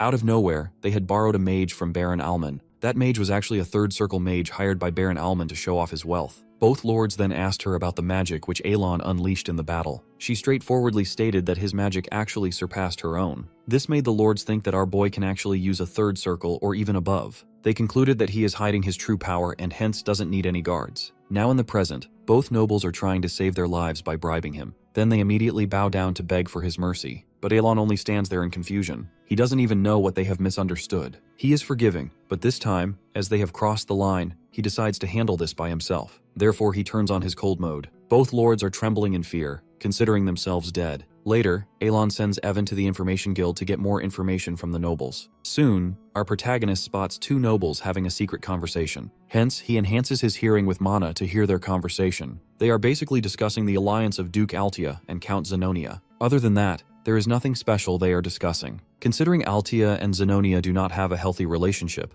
our hero concludes that their alliance won't last for long. As soon as he starts enjoying the food, he hears something new from the secret conversation. They discuss that the head of this faction is none other than Palatio. Alon gets a sudden shock, as he considers this nothing but nonsense. This is because he met Duke Altia when she was young and met Kalia twice. Plus, the current Count Zenonia has never met him. Even though he's getting a headache, he decides to let them talk whatever they want. Soon, the third Duke of Kamalan, Carmine, greets our boy. At that moment, Alon realizes that the social gatherings are also being attended by other countries as well. With a vicious smile, Carmine comments that he has heard our hero has become a count just by luck. He is actually curious to know what the secret is. This pisses off our protagonist really badly. Just then, a nearby middle-aged noble comes forward and asks why Carmine is insulting a noble from their Asteria kingdom. Carmine is caught off guard, as he thought that oppressing Alon wouldn't be a problem. Carmine basically has come from a distant country to take Rotegre's youngest daughter as his wife. He considers himself so perfect that no woman could refuse him. Previously, in the banquet with his fiancée, the daughter of Rotegre, he made bad comments about other women besides her. This attitude made her cancel their marriage. He was so pissed off, but then he spotted our hero from a distance. Right then, he decided to use him to vent on,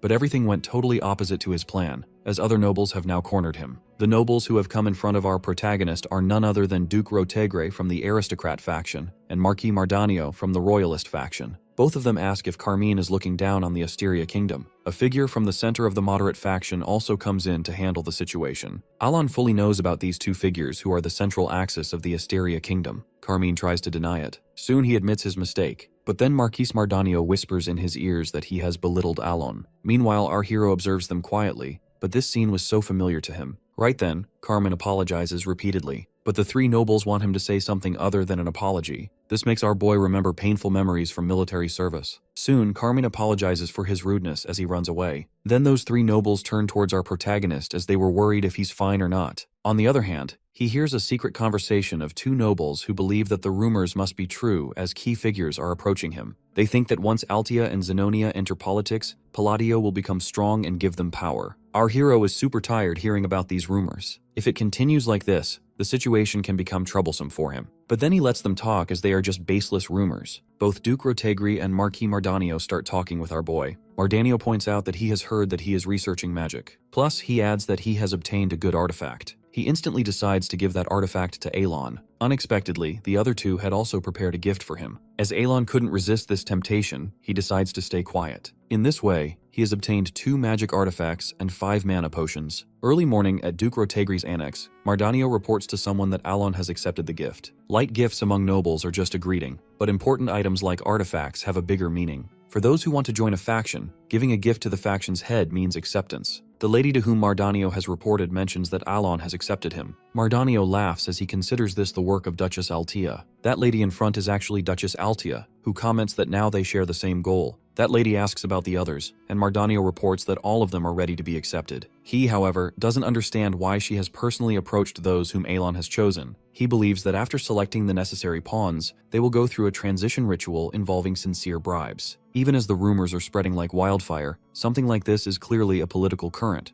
Therefore, he decides to use this opportunity as well. On the other hand, Loria is truly satisfied by the progress as she decides to move to their next step. Fast forward to the 4th day of the banquet, and Alon keeps on receiving gifts unexpectedly. Our protagonist believes that people are reacting this way due to the false rumors suggesting he has a great relationship with Altia and Zenonia. Despite this, he can't resist the temptation to accept more and more gifts. Suddenly, Evan approaches him from behind, which scares the hell out of him. After evening, our hero gets to know that an outer god has already descended in the northern region. According to Evan, Caliban is in great shock, and they predict that Amethyst has a connection to the outer god. Plus, he has also found out about the person our hero is looking for. That person is in a village in northern Ashutalon. Right then, Alan decides to go straight to Caliban. Even when Evan asks for details, our boy doesn't give any specifics, deciding instead to explain it later on the journey. He orders Evan to start preparations. Evan leaves, but our boy is getting a headache as he hoped this would not happen. In the game, outer gods are way too dangerous. The problem is that there is no information regarding which outer god will descend or perform a divine descent. That is the reason why our protagonist was gathering information, but now everything has become useless. The thing is, he never expected this to happen quite this soon. Back when he was playing the game, Alon saw hundreds of possible outcomes. Therefore, the ending is already clear in his head. He knows that the allied kingdoms will be destroyed and fall into chaos after getting involved in useless wars on lands contaminated by power from the outer world. If that happens, our boy's life will end soon. Even though he has already planned to deal with these kinds of things, after an outer god descends, it will go through a stabilization period for a few months before it fully awakens as a living god. During the stabilization period, the outer god cannot use its full power. Therefore, our hero decides to try dealing with this problem at GEU moment. In the meantime, he writes a letter, as he is curious to know what that kid is like now. 1 week later, that letter is received by Deus. Consequently, he postpones the next schedule for 2 weeks. The scene shifts to Parkin, a village in the north of the Ashutalon kingdom. Alon is now standing in front of the kid he was looking for. That kid is actually the protagonist and playable character, Eliban, from Psychedelia. He looks exactly like he does in the illustrations. Seeing how pretty he looks, our boy starts to doubt if he really is a boy. He leans in and asks if Eliban knows who he is. Eliban chuckles and reveals he is just happy to meet someone new. From this, our protagonist concludes that a protagonist is still a protagonist, no matter how much this world differs from the game version. He knows that Eliban will become famous and strong in the future. It feels weird for our hero to meet a character he is used to playing in the game. Right then, he gives Eliban a pouch of coins. Then Evan takes out a briefcase containing a rare potion. Unexpectedly, he starts pulling out many gift boxes. In the end, Alon gives all of those gifts to Eliban, but that kid doesn't know why he is receiving this stuff. Our hero only reveals that this is an investment. Internally, he has decided to give everything good for a protagonist's early growth. He reveals to Eliban that he will become someone important in the future. He hopes for him to grow up strong so he can fight outer gods for him. As he leaves, our protagonist hopes that he has won the boy's heart. When Eliban reacts a bit, Alon introduces himself. Deep down, he wants the kid to remember his name so that when Eliban succeeds in the future, he will thank him. Eliban approaches him from behind and thanks him for his kindness with a cheerful face. Our hero didn't expect him to be this positive, as this is a dark fantasy genre. Evan then asks if it is really okay for him to leave without a proper talk, but our boy believes that he will get it, as he is a quick-witted kid. At the moment, our hero thinks that his life is at risk, and he doesn't have time to slowly build a relationship with the character. He can't tell Evan that he has set the protagonist on auto-hunt mode. Right then, Evan remarks that Eliban seems to have talent. He has observed that his mana is dense and swirling around him. It feels like he is also wearing artifacts. Alon agrees with him, but he knows that Eliban initially was just an ordinary person before going on adventures. He thinks that this could be another unexpected butterfly effect, different from the game, especially since he is the protagonist. As our boy only wants to focus on his lazy life plan, he tells Evan that Eliban is strong, and that is why he is investing in him. Furthermore, Eliban is one of the few good-hearted people in this dark fantasy world, so our protagonist doesn't need to worry about anything. Just then, Alon asks Evan if Deus would even want to meet him. He reflects that he has never even visited his own orphanage simply because he was too scared. He never thought things would turn out this way. Evan makes a comment that at least those children who were supported by him want to see him face to face.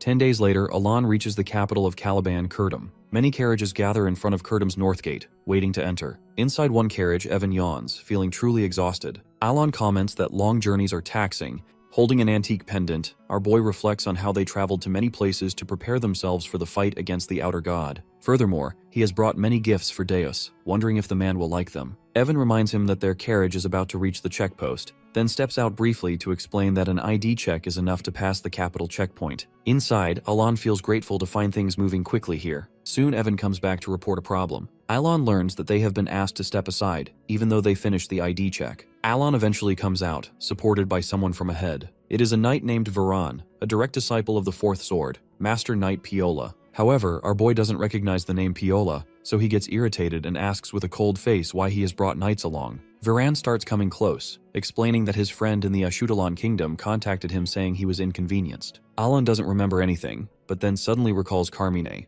Varan confidently mentions that Alon has gotten himself on his friend's bad side. In a flashback, Carmine contacted Varan through a magic orb, cursing our protagonist. He told Varan that Alon is heading to Caliban, asking him to cripple him. Back in the present, Varan mentions that he owes Carmine a big favor, therefore he wants to make a show of it. With that, Varan and his underlings surround Alon and Evan. Alon reflects that Carmine ran away after picking a fight. Meanwhile, Varan offers to let them go if they hand over all of their expensive gear. He steps forward and points his blade toward our hero, demanding compliance. Internally, Varan feels good, believing he has nothing to lose. He assumes that our protagonist is from the Asteria kingdom, which has very little voice in the alliance, and also considers him a poor noble with no connections in Caliban. Meanwhile, our boy is clearly annoyed by those two little birds working together and starts gathering energy in his hand. In the meantime, Varan is ready to launch his attack, without fear, believing that his master will take care of everything in the end. But before he can land his blow, someone comes in and grabs him by his neck, prompting him to scream loudly. He gets lifted up by his neck, struggling while wondering who that person is. Alon is also stunned to see the new arrival. It is Deus, who asks Varan coldly what he is trying to do with his benefactor. Unfortunately, Varan didn't know that Deus won the duel against Kurga of the Snowfields. Then Deus strikes his face forcefully, causing him to fall to the ground. After that, Deus grabs him by his head as he tells him to stop.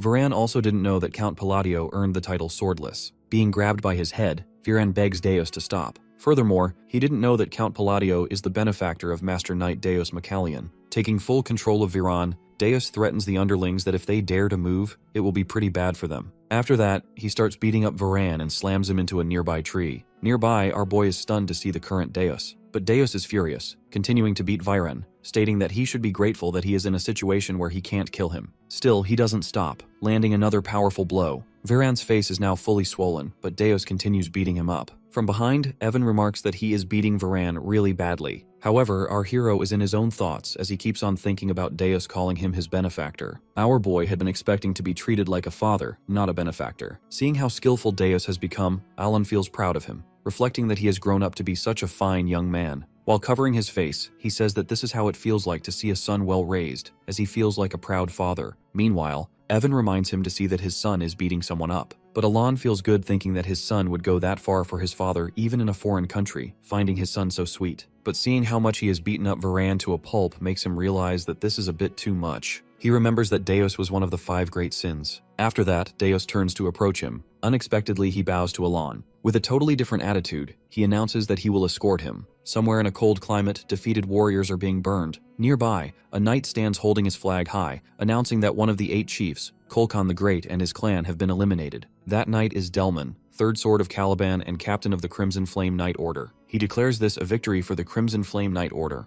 All of his soldiers raise their weapons to celebrate. Delman orders them to return to the headquarters and regroup. On his way back, he feels annoyed, reflecting that after achieving this much, he doesn't want to lose to a person who just became a master knight. He grits his teeth in frustration, deciding to use any illegal methods unknown to others to ensure he does not lose. Caliban and the barbarians have a rich history of war involving honor. However, Delman deceived Kulkan and attacked him with his force when he found him alone, successfully eliminating the entire clan. Furthermore, Kulkan's body disappeared during the war. Delman suspects that the barbarians have hidden it. Even if he is still alive, Delman believes he will soon be dead from the poison he gave him. He shrugs everything aside, believing that everything will be over once he returns to Caliban and reports his achievement. Soon, however, he and his squad feel something unbelievable as they see the forward base. Actually, the spot Kulkan stands in the middle of the base, his eyes filled with killing intent as he calls Delman. Delman immediately activates his sword, wondering what kind of aura this is. He reminds himself that Kulkan should already be dead, but someone with a dark, sinister aura asks Delman how dare he defy the grand and secret tree full of honor, that someone gives power to the now standing Kulkan.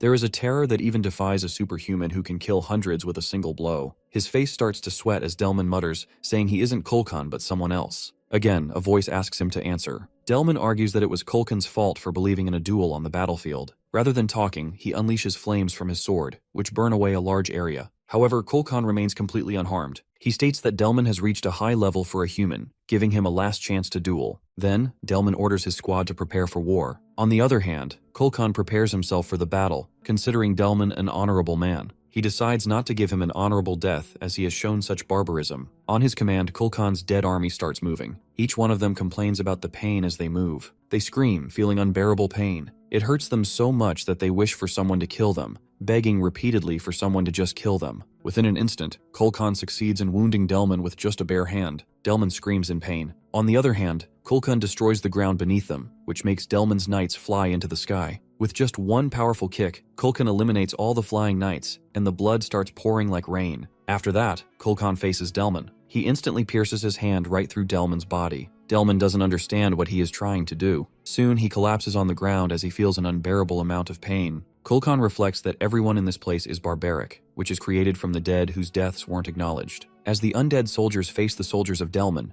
Kulkan announces that this is the Bloody Colosseum. Then, the god of barbarians, Ulutus, father of duels, personally grants them an honorable death. Then need to prove that he is not barbaric through a duel. The scene shifts back to the entrance of Caliban, where Deus requests Alon to let him escort him. Seeing him bow, every knight gets stunned. The thing is, Deus the Swordless's pride has reached the sky. He even beat the hell out of the second prince who insulted his sister, and yet, no one said anything to Deus. Furthermore, he won't be courteous to anyone except the king. That is the reason why the public is shocked to see him bow to a count from a different country. Seeing him bow in front of our boy, people start to think who exactly this Count Palladio is. Deus tells Alon and Evan to step inside his luxurious carriage. Seeing it, Aelin reflects internally that it will attract a lot of attention. Meanwhile, Evan decides to follow them with the transport carriage. Later, Alon finally arrives at Deus's mansion. Alon is stunned to learn that he lives in such a big mansion. Stepping inside and then following Deus, our hero feels suffocation in silence, which makes him wonder if Deus is feeling uncomfortable with him. Letting out a sigh, Alon decides to get straight to the point because he believes that is the best way to show his respect and consideration. Eventually, they enter a room. At the entrance, our boy straightforwardly describes that he is here because he has a request for him. The word request makes Deus stunned. As Alon confirms, Deus feels warm as this is a request, not an order. Seeing him acting a bit different, Alon asks if there is something wrong about that, internally stressing out, wondering if Deus is thinking he is shameless. But Deus tells him to wait, as he wants them to continue their discussion after sitting down. Deus makes him sit on a separate chair, which makes our protagonist wonder if the host shouldn't sit in the highest chair. Internally, he likes it because it feels like he is treating him like a father. Clearing his throat, Alon reveals he actually has a request for him, and he knows that it might trouble him. The thing is, he's heading to the north, so he asks if he will accompany him. Without listening to his full request, Deus agrees without complaint. Alon stares at him unbelievably, as he didn't expect him to agree that fast. Deus calmly says that he was about to prepare for an expedition to the north as well. Learning this, Alon feels lucky. Then he reveals his second request, the most difficult one. He wants Deus to let him borrow the Ring of the Mad One from Caliban's treasure vault.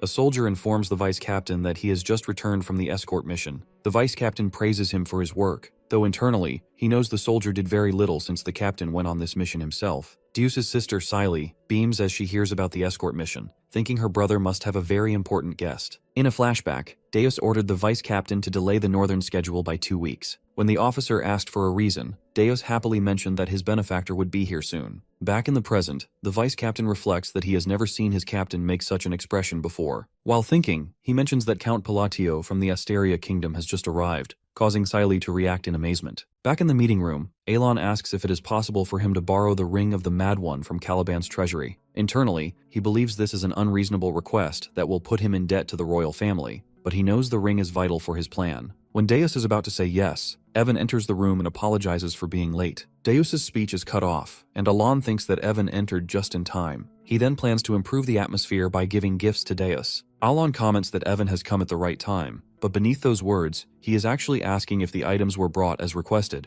Evan gives a thumbs up, saying he's going to bring them in. Soon the room fills with gifts meant for Deus. The captain is confused, so Alon states these are items he prepared for him, specifically recommending a shoestring tie. Internally, Alon is satisfied to have improved the atmosphere. He feels proud, reflecting on how he chose the shoestring with a lot of consideration, and he hopes the captain likes it. To his surprise, Deus only says thanks. Our hero pauses right there, and after a brief silence, he asks if Deus is going to open them. However, the captain turns his head, remarking that it would be discourteous, and that he will open the gifts when he is alone. Alon's excitement fades as he thinks there is no need for such formality, wondering if Deus disliked the gifts or is simply trying to be respectful. After clearing his throat, Alon says that if he is disadvantaged by the request for the ring, he can offer compensation. Deus cuts his speech short, stating he will bring the Ring of the Mad One instantly. Alon startles and asks if the captain heard what he just said about its current location. Deus nods, mentioning the location is the royal treasury of Caliban. Our hero asks if that wouldn't be difficult, but with a plain face, Deus mentions it would usually take a week. After thinking for a bit, he says that dealing with the king is the most bothersome part, and suggests he will just take 50 people to get it. Alon does not believe him and takes it as a joke. With a very serious face, Deus asks if he should start right now, which makes Alon doubt if it was a joke at all. He tells the captain he doesn't need to dive that deep.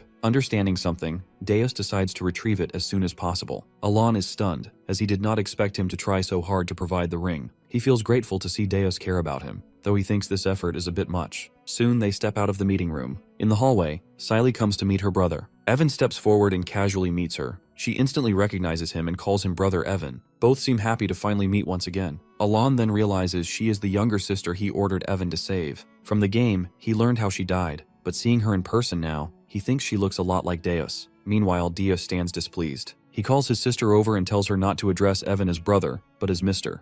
Alon never expected him to act like that, even though the captain has a sense of loss regarding his family. On the other hand, Evan is in great shock at being called Mr. He thinks Deus cherishes her more than he thought, picturing the captain as being super protective of his sister. In the middle of this, Alon comes to understand why Deus is so nice to him. It is because he saved Siley. He never thought of it this way, as he was always focused on the fact that he had prevented Deus from becoming the Sin. He feels touched, wondering if Deus is going to help him with anything at this point, but he immediately rejects that idea. Then Siley turns to our hero and recognizes him as Count Palladio. Alon confirms his identity. She mentions she heard he ordered Evan to save her, but Alon casually says he only did what he needed to do. Internally, he reflects that if she had died, her brother would have become a proper villain. He even made sure the two of them met at the right time so things would go smoothly. Holding her brother's hand, Siley sincerely thanks Alon for saving her life. Our hero is stunned, thinking that even if his intentions were different, receiving gratitude feels great. Eventually, the protagonist stays at the mansion for a few days. A day later, Deus comes into Alon's room and presents him with the ring. While taking his tea, Alon is stunned that it has been only one day. He wonders how the captain brought it back so quickly. Right then, Evan steps in and desperately calls for our hero. He informs Alon that he has just heard something very odd. When Alon asks about it, Evan mentions that Deus made a ruckus at the palace demanding the ring. The second prince was nitpicking him and received a couple of slaps from Deus in return.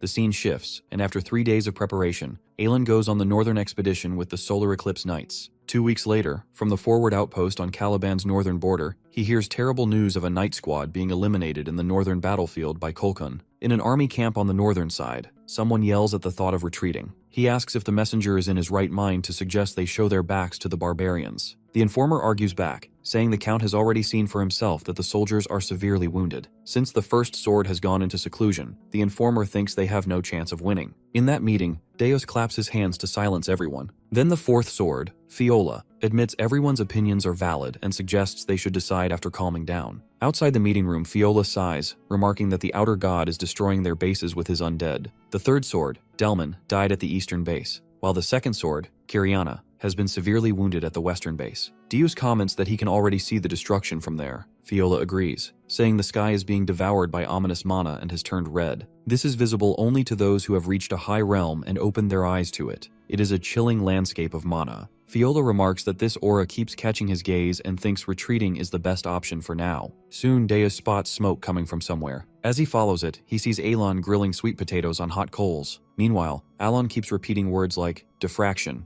condense, and focus. Deus wonders where he got those terms from. Then he hears someone yelling. It is a lady with blue hair who complains that she cannot focus, telling the soldiers their treatment is done and she can do nothing more. She knows she is there to investigate the ritual of the barbarians, but one of the injured soldiers tells her that people come before the investigation, asking her to help just one more time. Deus recognizes those soldiers as the King's Grace Knight Order of the Second Sword, and the girl as the Vice Master of the Blue Magic Tower. The lady turns away, telling them they can only watch over the wounded. Seeing Deus in her way, she gets irritated and wants him to move, but she gets chills when she spots Alon in the distance, staring at her coldly. Pedia goes pale as soon as she sees the cold, terrifying face of Alon. She doesn't understand how in the world he happened to be here. Spotting the Vice Master, our hero realizes that the rumors of her being here were true. Later, Pedia shivers as she scaredly murmurs that the medicine Alon mentioned is out of stock. Preparing it will take a bit more time, and she also mentions that she is tired. After sighing, our protagonist tells her that he was hoping she would help him, but he can understand her reason.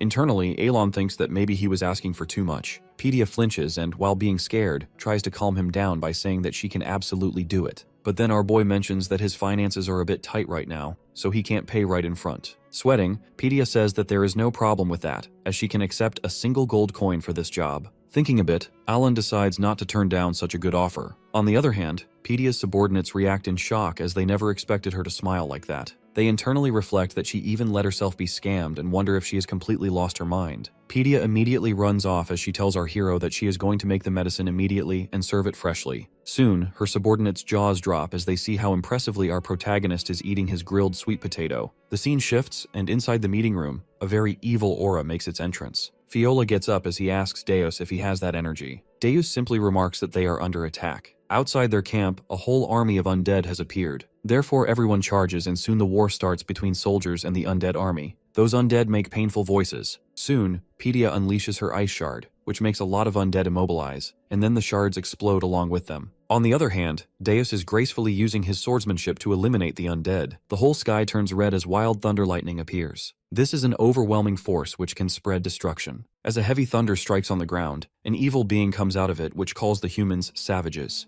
This being is the destructive god of barbarians, Ulutus. However, soon, Fiola dashes toward Ulutus and lands a strike on him. But unfortunately, it doesn't even leave a small scratch. Fiola gets a shock that even the quick sword didn't work on him. Ulutus then in return lands a powerful blow on Fiola, as he states that those who have pronounced the nobility of their souls will not be granted an honorable death. Sadly, Fiola has lost his life as his head gets separated. Unexpectedly, Alon steps up as he turns to Ulutus. He says that in accordance with the Oath of Calgunia, he, Alan Paltio, presents himself to honor this holy promise. Our hero requests a duel of barbarian. Listening to him, Ulutus starts to laugh loudly. It amuses him that someone knows the oath of their era, which is quite unexpected. Then with a snap of his finger, he again transforms his undead army as some kind of evil aura surrounds them. Ulutus addresses our protagonist as his noble opponent and welcomes him to his bloody coliseum, which can be interfered with by no one. Soon a huge battleground is formed by the help of the blood of the undead. He declares that in accordance with the Grand Pact, he, Ulutus, accepts this sacred duel of barbarian. Meanwhile, our boy trembles in front of his terrifying presence.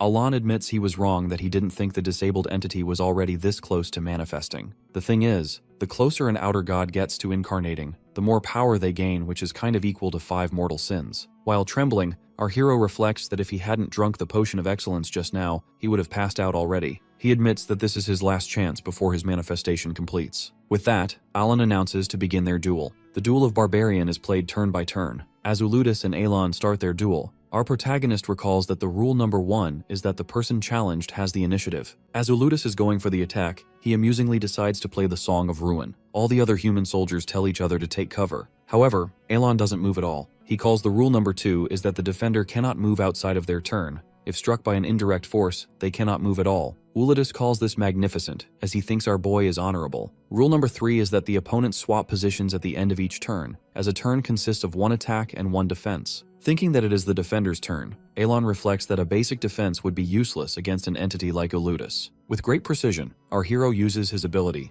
immobilization, condensation, reinforcement, deepening. A kind of black smoke comes out of a bottle full of fluid, which is being held by Elon. He thinks that even if he has to use all of his magic today just to block a single attack, he will do it. Right then, Uludus unleashes his powerful attack towards our protagonist, but Elon doesn't flinch at all, nor does he lose his stance. Uludus's attack ends up in a huge blast, which even destroys the ground beneath. Soon after, when the dust and smoke settles down, all of the human soldiers, including Pedia and Deus, wonder if our boy has survived or not. Fortunately, a huge magic circle forms just behind Elon. Even though he is in a poor state, he is still standing somehow. Just then, the pendant he is wearing starts to disperse in the air. He recalls a past moment in which Pedia gave him the Potion of Excellence and the Remithion Potion. The second potion allows him to soothe even the most intense pain, but she wondered when he had planned to use it. Now in the present, holding the potion bottle, our hero reflects that it works so well, and without it, he wouldn't have been able to stand like this. Elon feels that everything has happened according to his plan.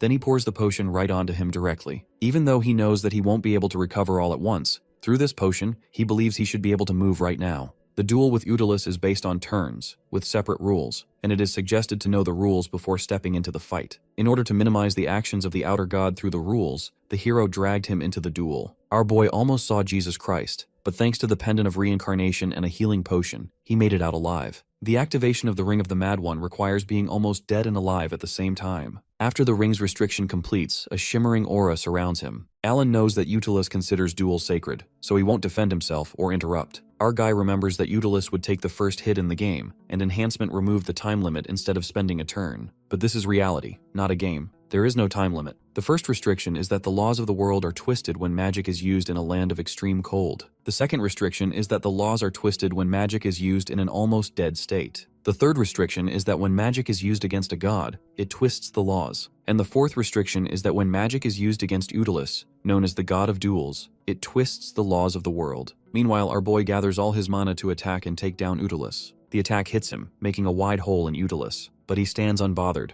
affirming that the hero is indeed powerful. Alan is shaken, thinking he has failed, as his strike has drained all his mana. Uludus notices that our boy is carrying on the will and can't believe that Alan already carries the class. Then something strange happens. Uludus begins to evaporate and disappear while affirming that the duel was incredible. As our hero is shocked, Uludus begins to quote that he should keep an eye on the black and blue ones. Since he has lost the duel, Uludus gives our boy his belt along with the authority. As he parts ways, he tells our boy that Alan will be the one carrying their will by remembering them. He further guides him to call out his name when the Uruspers break free. He reveals his real name, the Wicked One, and vanishes. Later, the expedition gets busy carrying out the dead and preparing to return to Caliburn. Meanwhile, in the carriage, little Miss Yapper can't stop asking our boy questions. So Alan wonders if she even knows anything about the black and blue ones. She gets nervous and then runs out of the carriage. Alan thinks to himself that getting appreciation for the bare minimum makes him feel like a cruel villain. The thing he can't get out of his mind is why the god disappeared after a mere failed attack. The belt handed over to him is the Belt of the Forgotten One.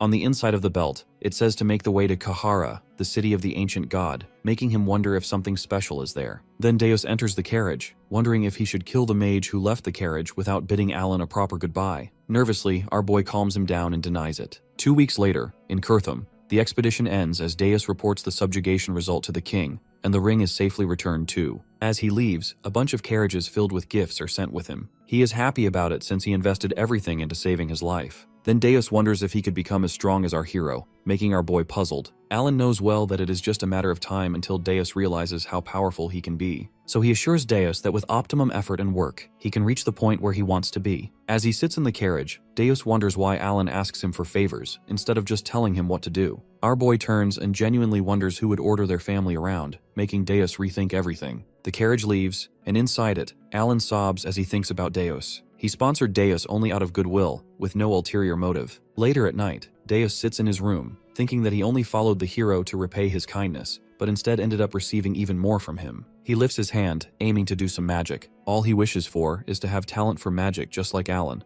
While he ponders over the thought of family, the carriage reaches home, and Alan is overjoyed since it has been 3 months. He accidentally opens the workroom door and immediately runs away, since all he needs right now is his bedroom and some rest. However, he returns to the room before properly resting. He begins working once again while waiting for the day he can laze around like a real noble and not have to act like a salaryman. After that, he takes an entire week off, finally rewarding himself with the bare minimum. But after a week, he starts to feel uncomfortable, so he decides to search up the terms that Utilus gave him. Utilus's words roam around in Alan's mind, and his name sounds weirdly familiar to the Eastern god. Still, the most baffling thing is his disappearance. He wonders why they appear, and whether there is a chance that the other outer gods might start appearing as well. Unlike the 5 deadly sins, they do warn about their arrival. He gets up, aiming to go to Kahara, but he can't reach it despite even knowing the location. The reason is that it has not yet been discovered by explorers, so going there would be full of hassle. Suddenly, Evan enters the room, complaining that the room is cold. It is one of Alan's spells that is paying off. Bro has a magical air conditioner. Then Evan reports that a hidden city has been located, surprising our boy. On the other hand, the 5 deadly sins are having a meeting through a crystal orb. Usually the meeting lasts 10 minutes, but not today. Deus, who usually stays quiet, decides to tell a story today, making the rest of them excited. But the excitement quickly fades into annoyance since he keeps blabbering for another 50 minutes. When he is asked to stop, he shushes them and continues for another 3 hours, setting the record for the longest call. Back to our boy. When he enters the room, it is completely filled with presents. The presents are from nobles, and all of them are of high value, so he simply keeps them without saying a word.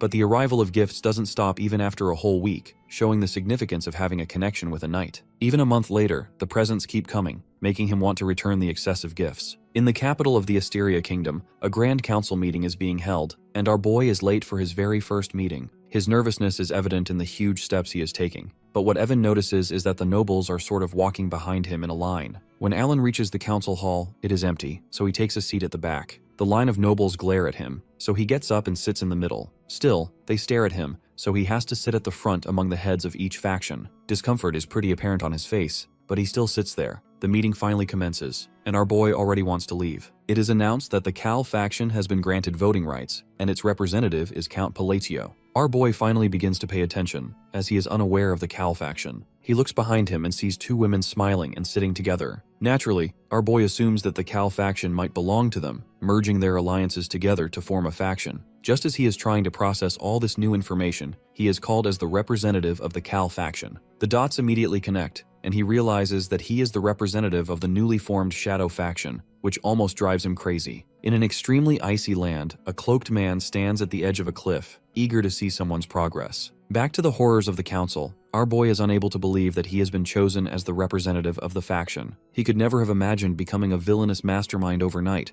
which sounds straight out of a movie to him. After his silence, the meeting continues. As the meeting ends, Alon looks like a zombie being congratulated. He is the main character for the day. His thoughts are interrupted when Countess Zenonia and Duchess Altia approach him. All he remembers are a few light conversations with them a while back. He is so paranoid that he becomes convinced he probably has a split personality that handled everything behind his back. After talking with the 2 women for a while, he realizes that Alon had ordered an alliance between them, and the Cal faction was formed through the instructions sent to Zenonia. Sending him presents was their way of being accepted. He swears that he never told them to do any of it because, as far as he remembers, he only sent an apology letter. But now that he thinks about it, some of the letters didn't make sense to him. There is no way he can cover himself up, because people from the shadows are known to have peculiar sensibilities, and the ones from the game aren't to be messed with. So the only thing he can do is take on the position for now and retire later. The 2 of them wonder what his plans are from here, to which he tries to act cool and suggests sweeping up the underworld. Then he bluntly turns his back and bids farewell before more questions are asked. Questions he doesn't have answers to. Later, he arrives home, and Evan is surprised to see him arrive so early. Alon gives no explanation and decides to head back to the colony. Meanwhile, the 2 ladies have heard what they needed to hear. Clinking their glasses, they look forward to seeing the underworld unite. On the other hand, an agent floats in the sky locating Alon in order to kill him. But he is a little annoyed by Alon's connection with the knight and wants no unnecessary enemies, something even his master advises. Still, he is convinced because the mission is quite significant. A while back, in Duke Kamalan's mansion, the agent steps in. Lord Carmine greets him.